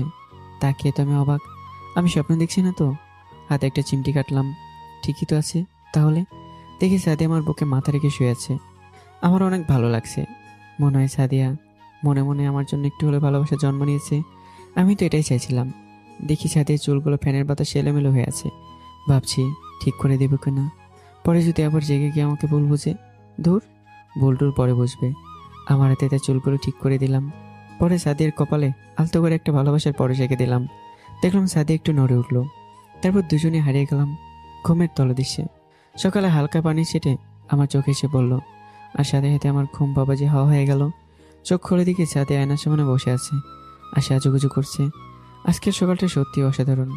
ইচ্ছে করছে সাদিয়াকে পিছন থেকে জড়িয়ে ধরি, কিন্তু এটা করা যাবে না, কারণ সাদিয়া এখন আমাকে মেনে নেয়নি, তাই খারাপ ভাবতে পারে। আমি উঠে সাদিয়ার কাছে গেলাম। সাদিয়া বুঝতে পেরে বলল, কিরে, উঠে গেছিস? জি। তাড়াতাড়ি ফ্রেশ হয়ে নিচে খেতে আয়। কি শুনছি আমি? অন্যদিন তো আমাকে দিয়ে রেস্টুরেন্ট থেকে খাবার আনায়, আর আজকে কি সাদিয়া গিয়ে রেস্টুরেন্ট থেকে খাবার আনছে? তারপর আমি ফ্রেশ হয়ে নিচে গেলাম। দেখে টেবিলের উপর অনেক রকম খাবার সাজানো। আমি তো দেখে টাসকে খেয়ে গেছি। এগুলো তো রেস্টুরেন্টের খাবার না। তাহলে কি সাদিয়া নিজে আমার জন্য রান্না করে নিয়েছে? হয়তো হবে। কিরে, কি ভাবছিস? না মানে আপনি রান্না করেছেন? খেয়ে দেখ কেমন হয়েছে। তারপর আমি খেতে শুরু করলাম। আজকে খাবারের মধ্যে এক অন্যরকম টেস্ট আছে। সত্যি কি আপনি রান্না করেছেন? সাদিয়া তো রেগে গেছে। তো এখানে এসে কে রান্না করে দিয়ে যাবে? না মানে আগে কখনো রান্না করতে দেখিনি তো, তাই। আর খাবারটা অনেক টেস্ট হয়েছে। তারপর সাদিয়াও খেয়ে নিল। খাওয়া শেষ করে আমার মোটর সাইকেলে করে সাদিয়াকে নিয়ে কলেজে গেলাম। সাদিয়া তার ফ্রেন্ডদের সাথে আড্ডা দিতে চলে গেল। আমার খুব বোরিং লাগছিল, তাই লাইব্রেরিতে গেলাম একটা বই এনে পড়তে। লাইব্রেরিতে ঢোকার পর আমার পেছন পেছনে একটা মেয়ে ঢুকলো। হ্যাঁ, মেয়েটার নাম নীলা। নীলা হচ্ছে সাদিয়ার আরেক ফ্রেন্ড। কি ব্যাপার নীলা, তুমি এখানে কেন? আমি কোনো কথা বলার আগেই নীলা লাইব্রেরির দরজা আটকে দিল। আর কিছু বুঝে ওঠার আগেই নীলা তার পরনে জামা ছিঁড়তে লাগলো আর অনেক জোরে চিৎকার করতে লাগলো। আচ্ছা প্লিজ হুমায়ুন, তুমি আমার এমন সর্বনাশ করো না প্লিজ। আরে নীলা, কি করছো? আমি আবার কি করলাম? কথাটা বলতেই শোনা যাচ্ছে দরজায় কেউ ধাক্কাচ্ছে। অনেক ধাক্কানোর শব্দ শোনা যাচ্ছে। আর এদিকে নীলা আমাকে জড়িয়ে ধরলো। আমি নীলাকে ছাড়ানোর আপ্রাণ চেষ্টা করেই যাচ্ছি, কিন্তু বারবার ব্যর্থ হচ্ছি। পরে দরজা ভাঙার আওয়াজ শোনা গেল। তাকে দেখি সব স্যার এখানে ভিড় জমেছে, সাথে ছাত্রছাত্রীরাও আছে। পাশে তাকে দেখি সাদিয়াও এখানে আছে। নীলা দৌড়ে গিয়ে সাদিয়ার কাছে চলে গেল। আসলে স্যার, তোমাকে আমরা এরকম ছেলে ভাবতাম না। তুমি যে এরকম একটা কাজ করবে এটা ভাবার বাহিরে। তাকে দেখি সাদিয়া আমার দিকে এগিয়ে আসছে। সাদিয়া, এসব মিথ্যে। তোর লজ্জা করে না? ঘরে বউ রেখে অন্য একটা মেয়ের সাথে জোর করে, ছি ছি। প্লিজ বিশ্বাস করো, এসব সাজানো নাটক। সাদিয়া তার পা থেকে জুতোটা খুলে আমার গালে সজোরে একটা বাড়ি মারল। এত জোরে বাড়িটা মেরেছে আমার ঠোঁট কেটে রক্ত বেরিয়ে গেছে। আর সবাই আমাদের দিকে তাকিয়ে আছে। সাদিয়া আমাকে একটার পর একটা বাড়ি দিয়ে যাচ্ছে। এভাবে প্রায় 8-10টা বাড়ি দিল জুতো দিয়ে। নীলা, তুই এইদিকে আয়, আর তোর প্রতিশোধ তুই নিজে নে। আমার সারা গাল কেটে রক্ত পড়ছে। 2 গাল পুরোটা কেটে গেছে, কেটে রক্ত পড়ছে। চল তোকে প্রিন্সিপাল স্যারের কাছে নিয়ে যাই। প্রিন্সিপাল স্যার মানে আমার শ্বশুর। তারপর তারা আমাকে কলার ধরে সেখানে নিয়ে গেল। এতক্ষণে প্রিন্সিপাল স্যারও জেনে গেছে আমি যাওয়ার পরেই। তোমাকে আমি ভালো ছেলে ভাবতাম, কিন্তু তোমার ভালোর মুখোশের আড়ালে যে এরকম একটা বাজে চরিত্র লুকিয়ে আছে সেটা আজকে তুমি আমাদেরকে সবাইকে দেখিয়ে দিলে। এই নাও টিসি। আর আমার মেয়ে আজকে থেকে আর তোমার বাড়িতে যাবে না। এখন তুমি আসতে পারো। আমি টিসিটা হাতে নিয়ে সামনের দিকে হাঁটা দিলাম। দেখি সাদিয়া দাঁড়িয়ে আছে। আমি তার কাছে গিয়ে, প্লিজ সাদিয়া, তুমি তো অন্তত। থাক, আমাকে আর বলতে হবে না। আমরা নিজের চোখকে তোর আর অবিশ্বাস করতে হবে না। আর আজকে হয়তো বা তোকে মেনে নিতাম, তোকেও ভালোবেসে ফেলেছিলাম, কিন্তু তুই এর প্রতিদান দিলি। প্লিজ সাদিয়া, আমার কথাটা শোনো। সাদিয়ার হাতটা ধরলাম। সাদিয়া তার হাতটা ঝাড়িয়ে নিল। তোর সাহস কি করে হয় আমাকে টাচ করার? ছোট লোকের বাচ্চা আর কোনো দিন আসবি না আমার সামনে। কথাটা বলে সাদিয়া সেখান থেকে চলে গেল। মানুষ কতটাই না অদ্ভুত। কিছু না করে আজকে আমি সবার কাছে অপরাধী। না, আমি আর এখানে থাকবো না। চলে যাব দূরে কোথাও, যেখানে কেউ আমাকে চিনবে না, কেউ আমাকে খারাপ ভাববে না। আর পাগলের মতো থাকবো না আমি। বাবা মা যাওয়ার পর থেকে আমাদের 2টা কোম্পানি বন্ধ করে দিয়েছি। এখন থেকে আবার চালু হবে। বাবার অফিস এখন থেকে আমি দেখাশোনা করব। আমার বাবা বাংলাদেশের টপ 10 ব্যবসায়ীর মধ্যে একজন ছিল। আমার বাবার নাম ছিল আসাদুল খান। আর আমাদের কোম্পানি ছিল 2টার নামই ছিল SK গ্রুপ অফ ইন্ডাস্ট্রিজ। কথাগুলো ভাবতে ভাবতে বাসায় চলে আসলাম। আসার সময় ডাক্তারের কাছ থেকে গালটা ড্রেসিং করে আসছি। বাসায় এসে অনেক খোঁজার পর একটা নতুন বাসায় খোঁজ পেলাম। কালকে যাব। আর আমাদের অফিসের ম্যানেজারকে জানিয়ে দিয়েছি যাতে সবাইকে বলে কালকের পর দিন থেকে আবার অফিস চালু হবে। অবশ্য আমাদের অফিস বন্ধ হওয়ার পর অনেকে অনেক জায়গায় কাজে গেছে, কিন্তু আমার বিশ্বাস যদি সবাই শুনে যে আমাদের কোম্পানি আবার চালু হবে তাহলে সবাই আবার চলে আসবে। তবে একটা জিনিস, কেউ এখন পর্যন্ত আসাদুল খানের ছেলেকে দেখেনি। আমি যে আসাদুল খানের ছেলে সেটা কেউ জানে না, কারণ বাবা বেঁচে থাকাকালীন বাবাকে না করে দিয়েছিলাম যাতে আমি তার ছেলেটা কাউকে না বলে। রাতে হালকা কিছু খেয়ে ঘুমিয়ে পড়লাম। সকালে ফ্রেশ হয়ে চলে গেলাম বাসাটা দেখতে। মানে এই বাসাটা আমি ছেড়ে দেব। নতুন একটা বাসা পেয়েছি, তাই বাসাটা দেখতে যাচ্ছি। 2-3 ঘন্টার মতো লেগে গেল আসতে। বাসাটা অনেক সুন্দর, তাই দেরি না করে বাসাটা কিনে ফেললাম। লোক দিয়ে আগের বাসা থেকে সব মালামাল নতুন বাসায় নিয়ে আসলাম। মাথাটা একটু ব্যথা করছে, তাই রুমে শুয়ে পড়লাম। মোবাইল হাতে নিয়ে সাদিয়ার নাম্বারে একটা টেক্সট পাঠালাম। টেক্সটটা ছিল এরকম, দেখো, তোমরা কেউ আমাকে বিশ্বাস করোনি। তোমার ফ্রেন্ড নীলা সবার সাথে অভিনয় করেছে, আর নীলার অভিনয়টা কি সবাই বিশ্বাস করে নিছে? নীলা কেন আমার সাথে এমন করলো সেটা আমি জানি না। তুমি তো বলছো যে তোমার সামনে আর না যেতে। ওকে, আর যাব না। আর শোনো, আমাকে খোঁজার জন্য বাসায় এসো না, কারণ আমার বাসা এখন তালা দেওয়া। আমি দূরে কোথাও হারিয়ে গেছি, হয়তো বা খুঁজবে না। যদি খোঁজো তাহলে আর আমাকে পাবে না। আর একটা কথা, নীলা যে আমাকে খারাপ বানানোর জন্য অভিনয় করেছে সেটা বিশ্বাস না হলে লাইব্রেরির CCTV ক্যামেরা চেক করতে পারো। ভালো থেকো, বাই। মেসেজটা দিয়ে সিমটা খুলে ফেললাম। এভাবে 1 মাস চলে গেল। এখন আমি আগে থেকে সম্পূর্ণ পরিবর্তন হয়ে গেছি। আমার পার্সোনাল গাড়িটার নাম হচ্ছে Lexus RX 300 F sports, brand new. যেই গাড়ি কোনো সাধারণ মানুষ চড়তে পারে না। রোজ অফিসে যাওয়া আসা করি, চুলগুলো স্প্যাক করা, হাতে ঘড়ি, চোখে সানগ্লাস। খুব ভালো চলছিল আমার দিন। এখন আর সাদিয়ার কথা এতটা মনে করি না। এদিকে সাদিয়া এখন আমাকে খুঁজে বেড়ায়। শুধু সাদিয়া না, সাথে তার বাবাও খোঁজে। সেদিন আমি মেসেজটা পাঠানোর পর সাদিয়া তার বাবাকে বলে সিসিটিভি ক্যামেরা চেক করে, আর দেখে নীলা জোর করে আমার সাথে ওইগুলো করেছে। পরে সাদিয়ার বাবা নীলার হাতে টিসি ধরে দেয় এবং বিভিন্নভাবে অপমান করে বের করে দেয় কলেজ থেকে। আর সাদিয়া দৌড়ে বাসায় চলে আসে এবং দরজা বন্ধ করে আমাকে কল দেয়, কিন্তু আমার নাম্বার সুইচ অফ পায়। এরপর থেকে সাদিয়া আমাকে পাগলের মতো খুঁজছে। এদিকে আমি অফিসে বসে আছি, তেমন কোনো কাজও নেই, তাই বসে বসে কফি খাচ্ছি। এমন সময় ভাইয়া আসবো? প্রিয়া আমাদের এখানে কাজ করে। আমি তাকে ভাইয়া ডাকতে বলেছি, তাই সে আমাকে ভাইয়া বলেই ডাকে। আসো। প্রিয়া রুমে আসলো। কিছু বলবে মনে হচ্ছে, কিন্তু সংকোচ বোধ করছে, তাই বলতে পারছে না। কিছু কি বলবে? জি, মানে ভাইয়া 2 দিন পর আমার মামাতো বোনের বিয়ে। ও আচ্ছা, বুঝেছি। ছুটি লাগবে তাই না? জি। আচ্ছা, কতদিনের ছুটি লাগবে বলো? 1 সপ্তাহ হলেই চলবে। আচ্ছা, দিলাম 1 সপ্তাহের ছুটি। ভাইয়া আরও একটা কথা বলার ছিল, যদি কিছু মনে না করেন। আরে পাগলি, আমি তো তোমার ভাইয়ের মতোই, তাহলে আমার কাছে বলতে এত সংকোচ বোধ করছো কেন? তাড়াতাড়ি বলে ফেলো। মানে আম্মু আপনাকে নিয়ে যেতে, তাই বলছিলাম। যদি কষ্ট করে আমার সাথে আমার বোনের বিয়েতে যেতেন তাহলে অনেক ভালো হতো। আমি কিছুক্ষণ চুপ থেকে বললাম, আচ্ছা তুমি ঠিকানা আমাকে টেক্সট করে পাঠিয়ে দাও। আমি হলুদ সন্ধ্যার দিন অফিস শেষে তোমার বাসায় যাব। ধন্যবাদ ভাইয়া, তাহলে আমি আসি। প্রিয়া কিছুটা হাসি দিয়ে চলে যেতে লাগলো। এই প্রিয়া শোনো। জি ভাইয়া বলুন। নাও, এই টাকাটা রাখো, আর তোমার মা বাবার জন্য শপিং করে কিছু একটা নিয়ে যাও, কেমন? 15,000 টাকা তাকে দিয়ে দিলাম। ভাইয়া মাস তো এখনো শেষ হয়নি। আরে পাগলি, তোমার মা মানে আমার মা, তাই এটা আমার পক্ষ থেকে। প্রিয়ার মুখে খানিকটা হাসি ফুটে উঠলো। আমি জানি প্রিয়ার কাছে টাকা নেই, কারণ মাস প্রায় শেষের দিকে, তাই দিলাম। আর এমনিতে প্রিয়াকে আমার ছোটো বোনের মতোই দেখি। অফিস শেষ করে বাসায় ফিরলাম। আজকে সারাদিন সাদির কথা খুব মনে পড়েছে। মনে করে এবার কি হবে, যে অন্য একটা মেয়ের মিথ্যা অভিনয়কে বিশ্বাস করতে পারে, অথচ আমার সত্যি কথাটা কেউ বিশ্বাস করতে পারে না। বাংলাদেশের মানুষ কতটাই না অদ্ভুত। টাকা থাকলে আপনাকে মাথায় তুলে নাচবে, আর আপনার টাকা শেষ হয়ে গেলে মাথা থেকে আছাড় মারবে। এটাই আমাদের সোনার বাংলাদেশ। অনেকদিন যাবৎ সাদের কথা শুনি না। সাদি এসে মিষ্টি কণ্ঠটা শোনার জন্য বারবার আমার মন চটপট করছিল। আমার নতুন সিমে সাদিকে একটা কল দিলে কেমন হয়? সাদি আমার নাম্বারটা চিনবেও না, আর আমি তার মিষ্টি কণ্ঠটা শুনে নিতে পারবো। সাদিয়ার নাম্বার আমার মুখস্থ ছিল, তাই কল দিলাম। রিসিভ করলো না। এভাবে 4-5 বার দেওয়ার পর কলটা রিসিভ করলো। হ্যালো, আসসালামু আলাইকুম, কে বলছেন? আমি চুপ করে আছি। সাদিয়ার কণ্ঠটা কেমন যেন শুকনো শুকনো লাগছে। কি হলো, কল দিয়ে কথা বলেন না কেন? আমি চুপ করে শুধু তার কথাগুলোই শুনছি। আজব তো, কথা বলেন না কেন? আর কথা না বললে কল দিলেন কেন? সাদিয়া কলটা কেটে দিল। আমি আবারও কল দিলাম। 2-3 বার রিং হতে কলটা রিসিভ করলো। এই, আপনি কে? আর পাগল ছাগলের মতো কল করে কথা বলেন না কেন? আমি এবারও চুপ। কি ব্যাপার, আপনি আমাকে বিরক্ত করছেন কেন? কিছু বলার থাকলে বলুন, অযথা শুধু শুধু বিরক্ত করবেন না। সরি বিরক্ত করার জন্য। ভালো থাকবেন, বাই। কথাটা বলে কলটা কেটে দিলাম। মনে হয় সাদিয়া কিছু একটা বলতে চাইছিল, কিন্তু আমি কেটে দেওয়া তার বলতে পারিনি। সাদিয়ার নাম্বারটা আমার স্ক্রিনে ভেসে উঠলো। মানে সাদিয়া কল করেছে।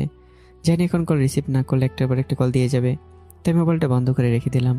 আমি চাই না সাদিয়াকে নিয়ে আর ভাবতে। সাদিয়াকে নিয়ে যত ভাববো ততই কষ্ট পাবো। জীবন অনেক কষ্ট সহ্য করেছি, আর সম্ভব না। তাই আমি সাদিয়ার সাথে আর কথা বলতে চাই না। রাতে খেয়ে ছাদে গেলাম। ছাদে চাঁদের আলোয় আকাশ ভর্তি তারা আর জোনাকের আলো আমার কাছে অনেক ভালো লাগে। তাই প্রতিদিন রাতে আমি একবার হলো ছাদে আসি। হঠাৎ মোবাইলের কথা মনে পড়লো, তাই মোবাইলটা অন করলাম। অন করার সাথে সাথেই সাদিয়ার নাম্বারটা স্ক্রিনে ভেসে উঠলো। আমি রিসিভ করলাম না। 4-5 বার কল দেওয়ার পর রিসিভ করলাম। আমি চুপ করে আছি, সাদিয়াও চুপ করে আছে। 5 মিনিট চলে গেল। দুজনের মধ্যে কোনো কথা নেই, দুজনেই নীরব। হঠাৎ নীরবতা ভেঙে সাদিয়া কান্না করতে লাগলো, আর তার কান্না সুরে বলতে লাগলো, আমি জানি তুমি হুমায়ুন, প্লিজ তুমি আমার সাথে কথা বলো। তোমার সাথে কথা না বলে আমি যে থাকতে পারি না। ব্যাপার কি? সাদিয়া আমাকে চিনলো কিভাবে? হয়তো আইডিয়া করে বলছে। আমি তো চুপ করে আছি। তুমি কোথায় আছো হুমায়ুন? প্লিজ শুধুমাত্র একবার বলো, আমি তোমাকে আর কখনো কোনো কষ্ট দেব না। প্লিজ তুমি আমার কাছে ফিরে আসো। তোমাকে ছাড়া যে তোমার এই কলেজাটা বাঁচতে পারবে না। আমি এখনো চুপ। সেদিন না হয় তোমার সাথে রাগ করে না জেনেই কিছু কথা শুনিয়ে দিয়েছি, তাই বলে কি তুমিও আমাদের ছেড়ে এইভাবে চলে যাবে? তুমি আমার কথাটা এত একবারও ভেবেও ভাবলে না? সাদিয়ার কথা শুনে আমার কান্না চলে আসছিল। কান্নাকে আর কন্ট্রোল করতে পারছিলাম না, তাই কলটা কেটে দিলাম আর মোবাইলটা সুইচ অফ করে দিলাম। খুব করে একটু কান্না করে নিলাম। ছেলেদের যত কষ্টই হোক না কেন, কান্না করা মানায় না। তারা হাসি মুখে তাদের কষ্টগুলোকে বলতে থাকে। একটা ছেলের মাথার নিচে বালিশটাই বলতে পারবে ছেলেটার মনে কতটা কষ্ট লুকিয়ে আছে। ছেলেরা সারাদিন হাসি খুশিতে দিন কাটানোর পর রাতে যখন একা হয়ে যায়, তখন অন্যের দেওয়া হাজারো কথার আঘাতগুলোকে ভুলে দেখার চেষ্টা করে বলতে পারে না। লাঠির আঘাত এখন আছে, একটু পর থাকবে না, কিন্তু কথার আঘাত ঠিকই সারা জীবন থাকবে। আর নিজেকে করে করে খাবে। আর কিছু ভাবতে পারছিলাম না, তাই ঘুমিয়ে পড়লাম। আর এদিকে সাদিয়া কান্না করে তার বাবাকে ডাকছে। আব্বু, তুমি কোথায় গেলা? হ্যাঁ রে মা, বল। আর তুই কান্না করছিস কেন? বাবা, হুমায়ুনের নাম্বার পেয়েছি, তাকে কলও করেছি, কিন্তু কল রিসিভ করে আমার সাথে কোনো কথা বলে না। আব্বু, হুমায়ুনকে ছাড়া আমি বাঁচবো না, প্লিজ তুমি কিছু একটা করো। আচ্ছা মা, নাম্বার যেহেতু পেয়েছিস, দেখবি তাকেও একদিন পেয়ে যাবি। বাবা, কিন্তু সেটা কবে? এখন গিয়ে খেয়ে ঘুমিয়ে পড়ো। সময় হলে অবশ্যই হুমায়ুন ফিরে আসবে।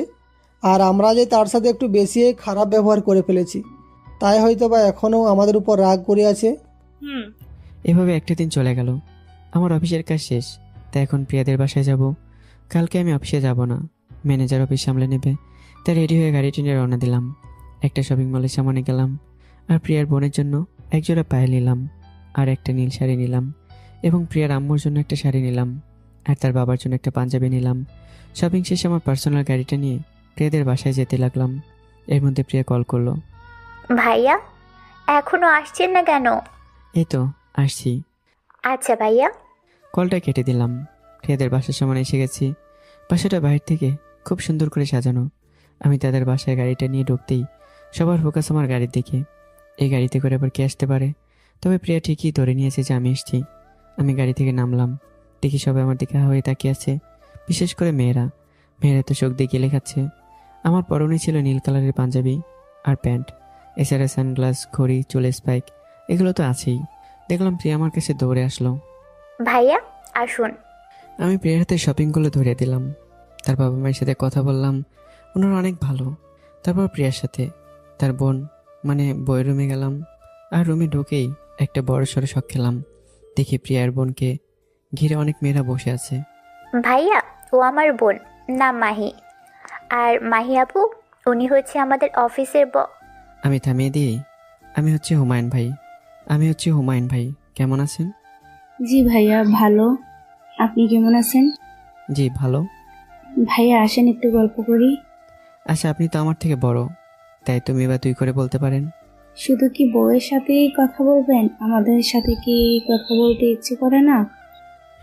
আপনারা সবাই তো দেখা যাচ্ছে ময়দা সুন্দরী। কি আমরা ময়দা সুন্দরী? না, আপনারা আটা সুন্দরী। বলেছে আপনাকে? আমরা আটা ময়দা মুখে মাখি না। তাহলে কি মাখেন? হ্যাঁ, আমরা এমনিতেই সুন্দর। আপনি এত হ্যান্ডসাম কেন বলুন তো? আপনাদের মতো এত পেতনি মার্কে মেয়েরা আমার পাশে বসে আছেন, আর আমি হ্যান্ডসাম না হলে কি চলে?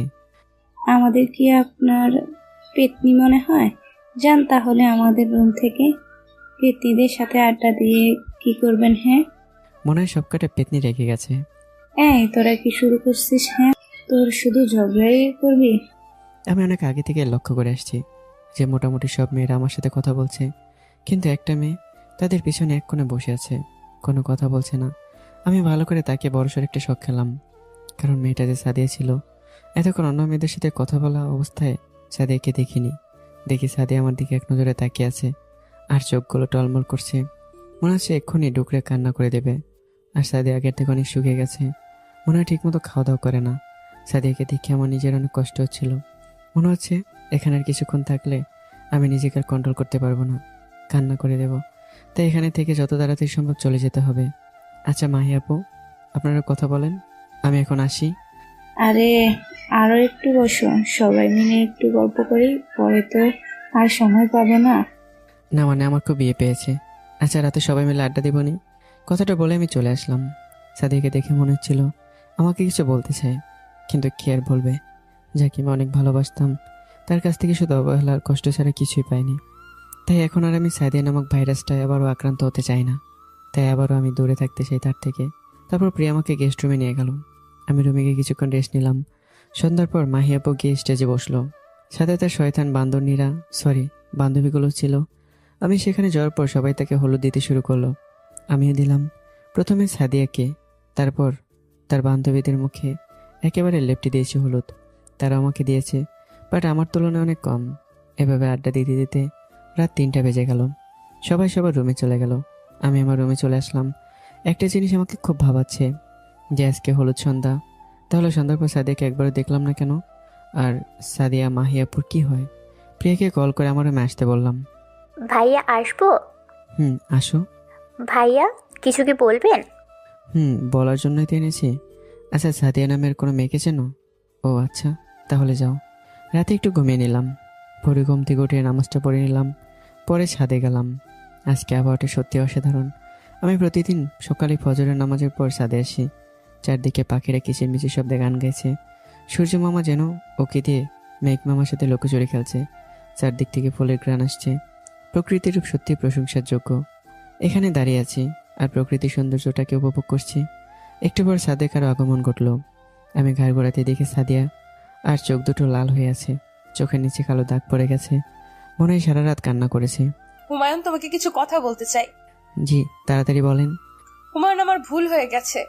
প্লিজ তুমি আমাকে এভাবে কষ্ট দিও না। আমি যা নিতে পারছি না। তুমি জানো, তুমি চলে আসার পর থেকে তোমাকে কত খুঁজেছি, কিন্তু কোথাও পাইনি। দেখুন, কারো প্রতি আমার কোনো রাগ নেই। আপনি আমার পা ছাড়ুন।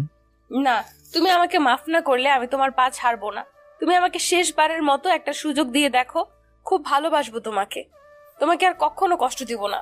প্লিজ তুমি আমাকে আর কষ্ট দিও না। আমি কি করব বুঝতে পারছিলাম না। এছাড়া সাথে আমার সাথে আগে যেরকম ব্যবহার করেছে সব আমার এখনো মনে আছে। এমন সময় মোবাইল একটা কল আসলো, আর আমি কিছু না বলেই সাথের হাত থেকে পা ছাড়িয়ে নিয়ে চলে এলাম। ফোনে কথা বলতে বলতে এভাবে বিয়ের কাজটাও শেষ হলো। বিকেলে মাহিকে বিদায় দিয়ে সবার সাথে কথা বলে বাসায় চলে আসলাম। কালকে থেকে আবার অফিসে যেতে হবে। রাতে খেয়ে বিছানায় গেলাম। এর ভিতরে সাথে আমাকে অনেকবার কল দিয়েছে, কিন্তু আমি রিসিভ করিনি। পরদিন সকালে খেয়ে অফিসে চলে গেলাম। অফিসে তেমন কাজ নেই। বসে বসে খুব বোরিং লাগছিল। বিকেল হয়ে গেছে। একটু পর। আসতে পারি? জি, আসেন। কেমন আছো? আমি সামনের দিকে তাকিয়ে তো অবাক, কারণ আমার সামনে সাদিয়া বসে আছে। সাদিয়া আমার অফিস চিনল কিভাবে? ব্যাপার কি, আপনি এখানে, আর আপনি আমার অফিস চিনলেন কিভাবে? সেটা তোমার না জানলেও চলবে। এখানে এসেছেন কেন? কেন? আমি আমার স্বামীর অফিসে এসেছি, তাতে তোমার কি? আপনি আমাকে স্বামী দাবি করার অধিকারটা আরো আগে হারিয়ে ফেলেছেন। হুমায়ুন, তুমি আমাকে মাফ করে দাও প্লিজ। আমি তো বললামই, কারোর প্রতি আমার কোনো রাগ নেই। আচ্ছা, তাহলে এই খাবারটা খেয়ে নাও প্লিজ। একটা খাবারের টিফিন বক্স এগিয়ে দিয়ে, আমি এখন খাবো না, আপনি খেয়ে নিন। আর এখন আমার রুম থেকে যান বলছি। না, আমি যাব না। আগে তুমি এটা খাবে, তারপর আমি যাব। সাথে কিছুটা খাবার একটা প্লেটে নিয়ে আমার সামনে এনেই তারা তো অল্প কিছু খাবার নিয়ে আমার মুখের সামনে ধরলো। আমার প্রচুর পরিমাণে রাগ উঠে গেল। আমি ঠাস করে তার মুখে দিলাম একটা চর বসিয়ে। তোর সাহস হয় কি করে আমার উপর জোর খাটানোর? তোকে না বলেছি আমার সাথে কখনো স্বামীর অধিকার খাটাতে আসবি না? তুমি আমাকে মারো, কোনো সমস্যা নাই, কিন্তু আমাকে ফিরিয়ে দিও না প্লিজ। আর এই খাবারটা খেয়ে নাও। তোকে না বলেছি আমার কাছে না যেতে? চলে যাচ্ছি। কালকে আবার আসবো, আর এই খাবারটা খেয়ে নিও। টিফিন বক্সটা টেবিলে রেখে চলে গেল। সাদিয়া যাওয়ার সময় একটা জিনিস লক্ষ্য করলাম, সাদিয়ার চোখে পানি। হয়তো আমার ব্যবহারে সাদিয়া অনেক কষ্ট পেয়েছে, কিন্তু কি করব? এখন যদি তোমাকে শিক্ষা না দেই বা শাস্তি না দেই, তাহলে তুমি নেক্সট টাইম আবার এরকম করতে পারো। আমিও তোমাকে অনেক ভালোবাসি, কিন্তু তোমার প্রতি আমার যে ঘৃণা জন্ম নিয়েছে সেটা সরাবার জন্য তোমাকে শাস্তি দিচ্ছি। দুপুরে খাইনি, তাই এখন একটু বেশি ক্ষুধা লেগেছে। তাই সাদিয়া যে খাবারটা নিয়ে আসছে সেটা খেয়ে নিলাম। সন্ধ্যায় বাসায় ফিরলাম আর ফ্রেশ হয়ে নামলাম রেস্টুরেন্ট থেকে। কিছু খেয়ে আসবো বলে নিচে নেমে আমার চোখ কপাল উঠে গেল, কারণ ডাইনিং টেবিলে অনেক খাবার সাজানো রয়েছে। ব্যাপার কি, এত খাবার এখানে আসলো কিভাবে? আমি আস্তে আস্তে ডাইনিং টেবিলে গিয়ে বসলাম। এমন সময় সাদিয়া কোত্থেকে যেন আসলো। এতক্ষণে বুঝলাম এসব তাহলে সাদিয়ারই কাজ। আপনি এখানে কিভাবে আসলেন?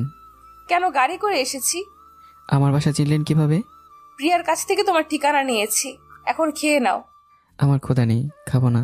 দেখো, তোমার রাগ থাকলে আমার সাথে আছে, খাবারের সাথে তো আর তোমার কোনো রাগ নেই। প্লিজ খেয়ে নাও। আমার হাতটা ধরেই বললো কথাটা। আমি ঠাস ঠাস করে দুটো চড় মারলাম। বললাম না খাবো না। তুমি এমন করছো কেন আমার সাথে? আমি তোমাকে ছাড়া কিভাবে থাকবো বলো? তোমার জন্য আমি নিজ হাতে রান্না করেছি, প্লিজ খেয়ে নাও। সাদিয়ার কান্না আমার সহ্য হচ্ছিল না।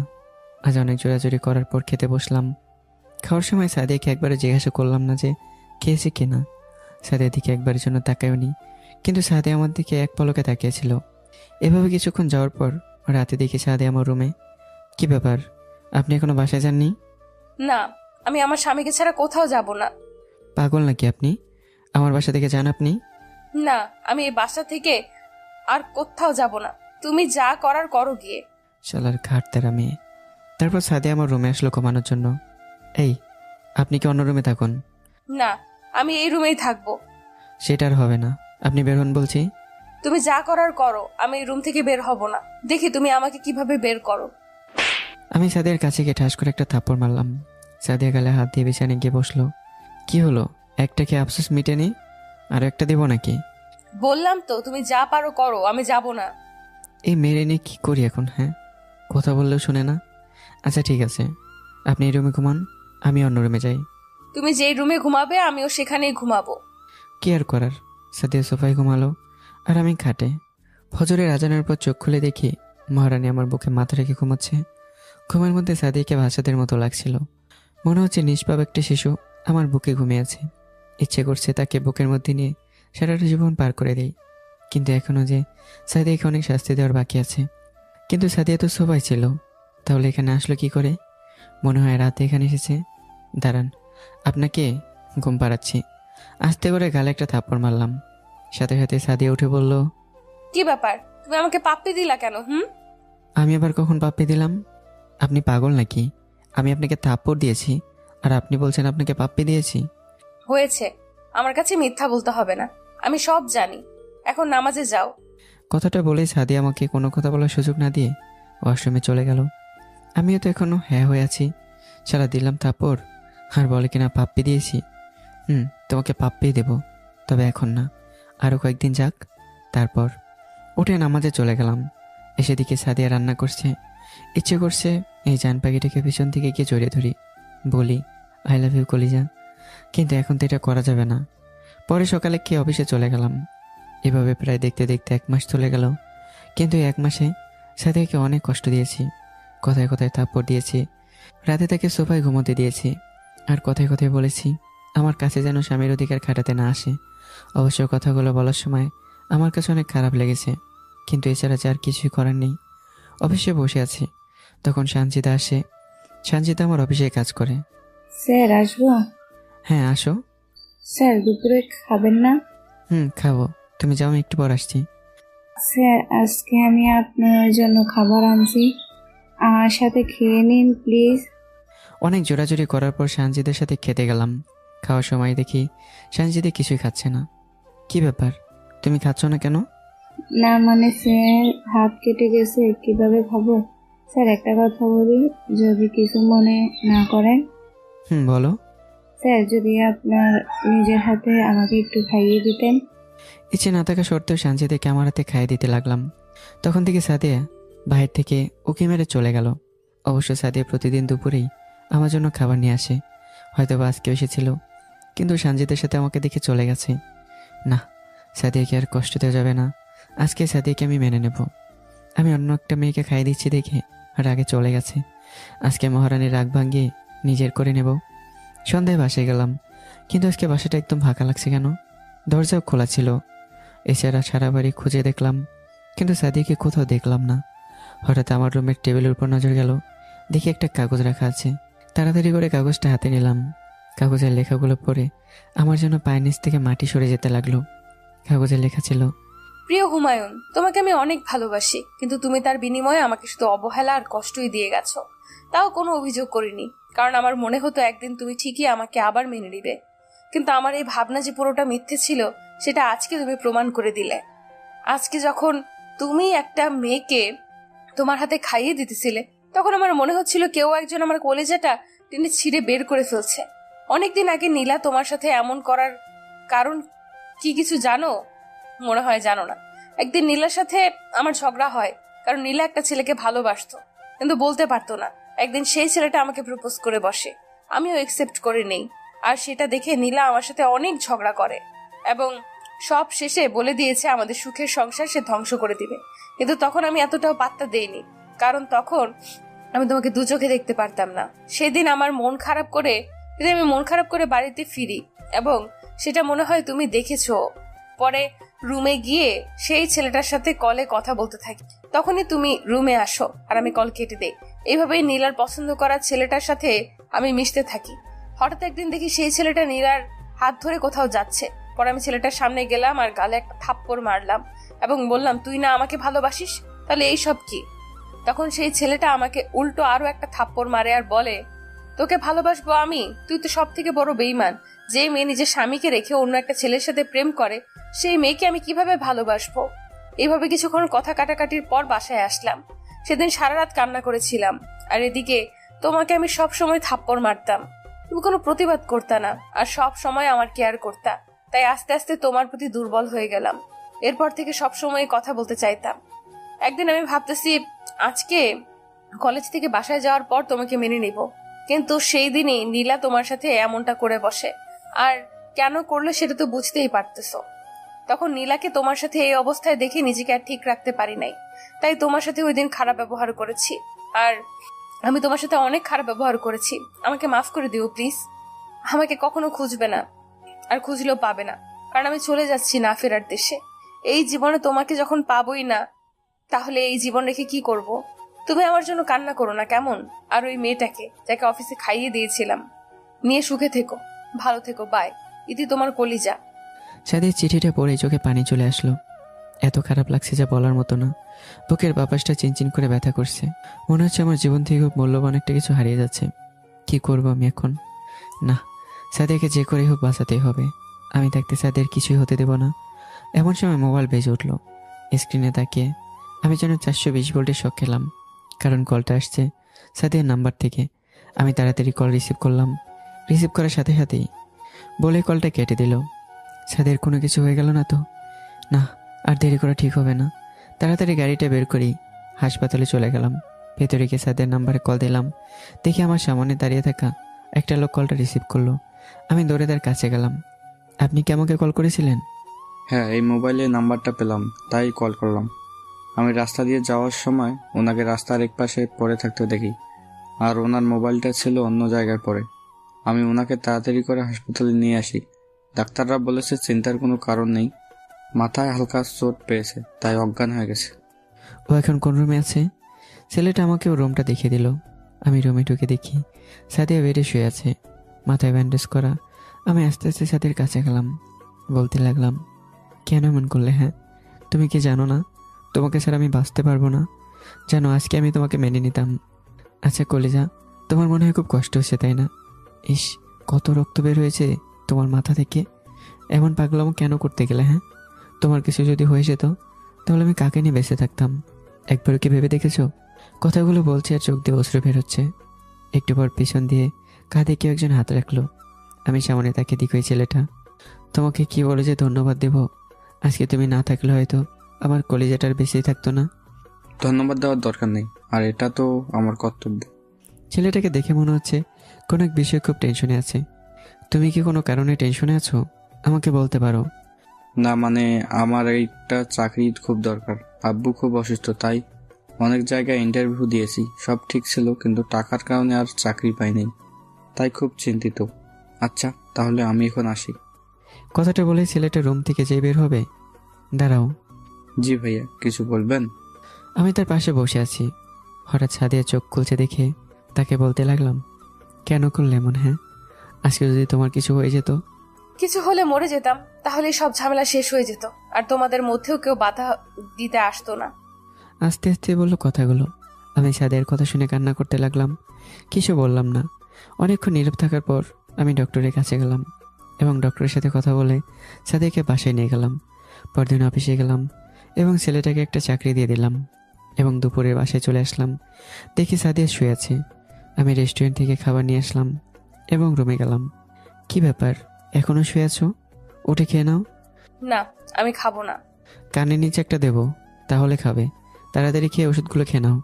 না বললাম তো, আমি খাবো না। আমি খাবারের প্লেটটা হাতে নিয়ে সাদিয়াকে বসালাম এবং আমার হাতে থেকে তাকে খাইয়ে দিতে লাগলাম। সে আর কিছু না বলে খেয়ে নিল। এভাবে 4 দিন চলে গেল।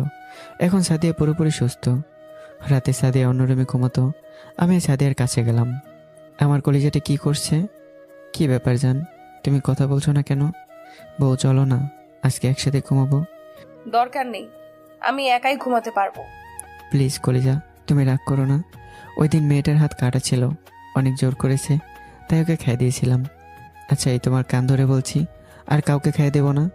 এখন চলো না। সাথে আমার হাতটা ছাড়িয়ে নিল। আমি বলছি না একাই থাকতে পারবো। আচ্ছা তাহলে ঘুমাও।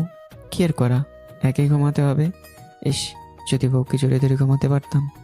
আমার কতদিনের শখ বউকে জড়িয়ে ধরে ঘুমাবো, কিন্তু বড় কপাল আমার, এটা হলো না। মনের মধ্যে বাসকে যোজনে দক্ষিণে খাটে শুয়ে পড়লাম। যেই চোখটা লেগেছে তখন থেকে কেউ একজন পিছন থেকে জড়িয়ে ধরেছে। হায়লা, ভূত ঢুকলো নাকি? দরজা তো খোলা রেখে ঘুমিয়েছিলাম, তাই হয়তো ভূত ঢুকেছে। এখন কি করি? তখনই খুব জোরে ভূত বলে চেঁচে উঠলাম। কি ব্যাপার, ভূতের হাতে তো নরম কেন? ভূতের শরীর এত নরম থাকার কথা না তো। তখনই পিছন থেকে বলে উঠলো, ওই আমি তোর ভূত মামা হই তাই না? দেখ এখন তোর কি অবস্থা করি। ও মা সরি, বউ বলে কি? আমারই তুই করে বলে। তখনই আমার ঠোঁটের উপরে কিছু একটা অনুভব করলাম। দেখে সাদিয়ার ঠোঁট জোড়া আমার ঠোঁটে ডুবিয়ে দিয়েছে। আমিও সাদিয়াকে রেসপন্স দিতে লাগলাম। এভাবে 5 মিনিট যাওয়ার পর সাদিয়া আমাকে ছেড়ে দিল। দুজনেই হাঁপাচ্ছি। এই পেতনি, তুই আমার দেহ পাবি কিন্তু মন পাবি না। এই ফাজিল, কি বললা? আমি পেতনি তাই না? তাহলে থাকো তুমি, আমি গেলাম। ও মা, বউ আমার রাগ করেছে নাকি? সাদিয়া যখনই চলে যাবে তখনই আমি পেছন থেকে তার হাতটা ধরে ফেললাম, আর একটানে সাদিয়াকে আমার বুকে নিয়ে আসলাম। তারপর সাদিয়াকে আবারও কিস করতে লাগলাম। তারপর আমি এর সাথে ডুবে গেলাম ভালোবাসার মাঝে। দাদু, তাহলে তোমার জীবনটা এভাবেই গেছে? আচ্ছা দাদু, একটা কথা বলবো? হ্যাঁ ডার্লিং, বলো। তুমি তো আমার জান, তুমি বলবে না তো কে বলবে? শালা বুইরা আইসে জান কইতে, দাদি জানলে তোমার কান টেনে ছিঁড়ে ফেলবে। হ্যাঁ রে দাদু ভাই, ঠিকই বলেছিস। আচ্ছা দাদু, তুমি কি এখনো দাদিকে আগের মতো ভালোবাসো? এমন সময় কোত্থেকে যেন সাদিয়া আসলো। কি বললি তুই? আমি পুরান হয়ে গেছি? ওই তিশা তোরে না বলছি আমার জামাইয়ের সাথে কথা না বলতে? কি করব, তোমার এই বুইরা আমাকে বলেই নাকি তার জান। কি এত বড় কথা? দাঁড়া, আজকে তোর দাদুকে দেখাবো মজা। এই কথা বলেই সাদিয়া আমার কান টেনে ছাদে থেকে নিচে নামাতে লাগলো, আর তিশা হাসতে লাগলো। এমন সময় তিশার আব্বু মানে মোশাররফ খান আসলো। কিরে মা, এভাবে হাসছিস কেন? ওই যে দেখো তোমার আম্মুর কাণ্ড। তারপর তারা দুজনে হাসতে শুরু করলো। আর এভাবেই গল্পটি এখানে সমাপ্ত হলো। তো বন্ধুরা, কেমন হয়েছে গল্পটি অবশ্যই কমেন্ট করবেন। নতুন গল্পে তৈরি থাকবেন, ভালো থাকবেন, সুস্থ থাকবেন। আল্লাহ হাফেজ। ল্যাপটপ ভিশন, এখানে পাচ্ছেন বাজেট অনুযায়ী মানসম্মত প্রিমিয়াম ও রেগুলার বিভিন্ন ব্র্যান্ডের সুপার ফ্রেশ কন্ডিশনের বিদেশ থেকে আমদানিকৃত ল্যাপটপ। যারা বাজেট এবং বিশ্বস্ত সব খুঁজছেন তাদের জন্য ল্যাপটপ ভিশন দিচ্ছে নিশ্চয়তা। আপনারা চাইলে দেশের যে কোনো প্রান্ত থেকে অর্ডার করতে পারেন এবং চাইলে সরাসরি শপে এসে আমার সাথে দেখা করে নিয়ে যেতে পারেন আপনার পছন্দের ল্যাপটপটি। তো আর দেরি কিসের? স্ক্রিনে দেওয়া হোয়াটসঅ্যাপে যোগাযোগ করুন অথবা চলে আসুন আমাদের শপে, প্রেস ক্লাব মার্কেট 2য় তলা, জাহাজ কোম্পানি মোড়, রংপুর। ধন্যবাদ।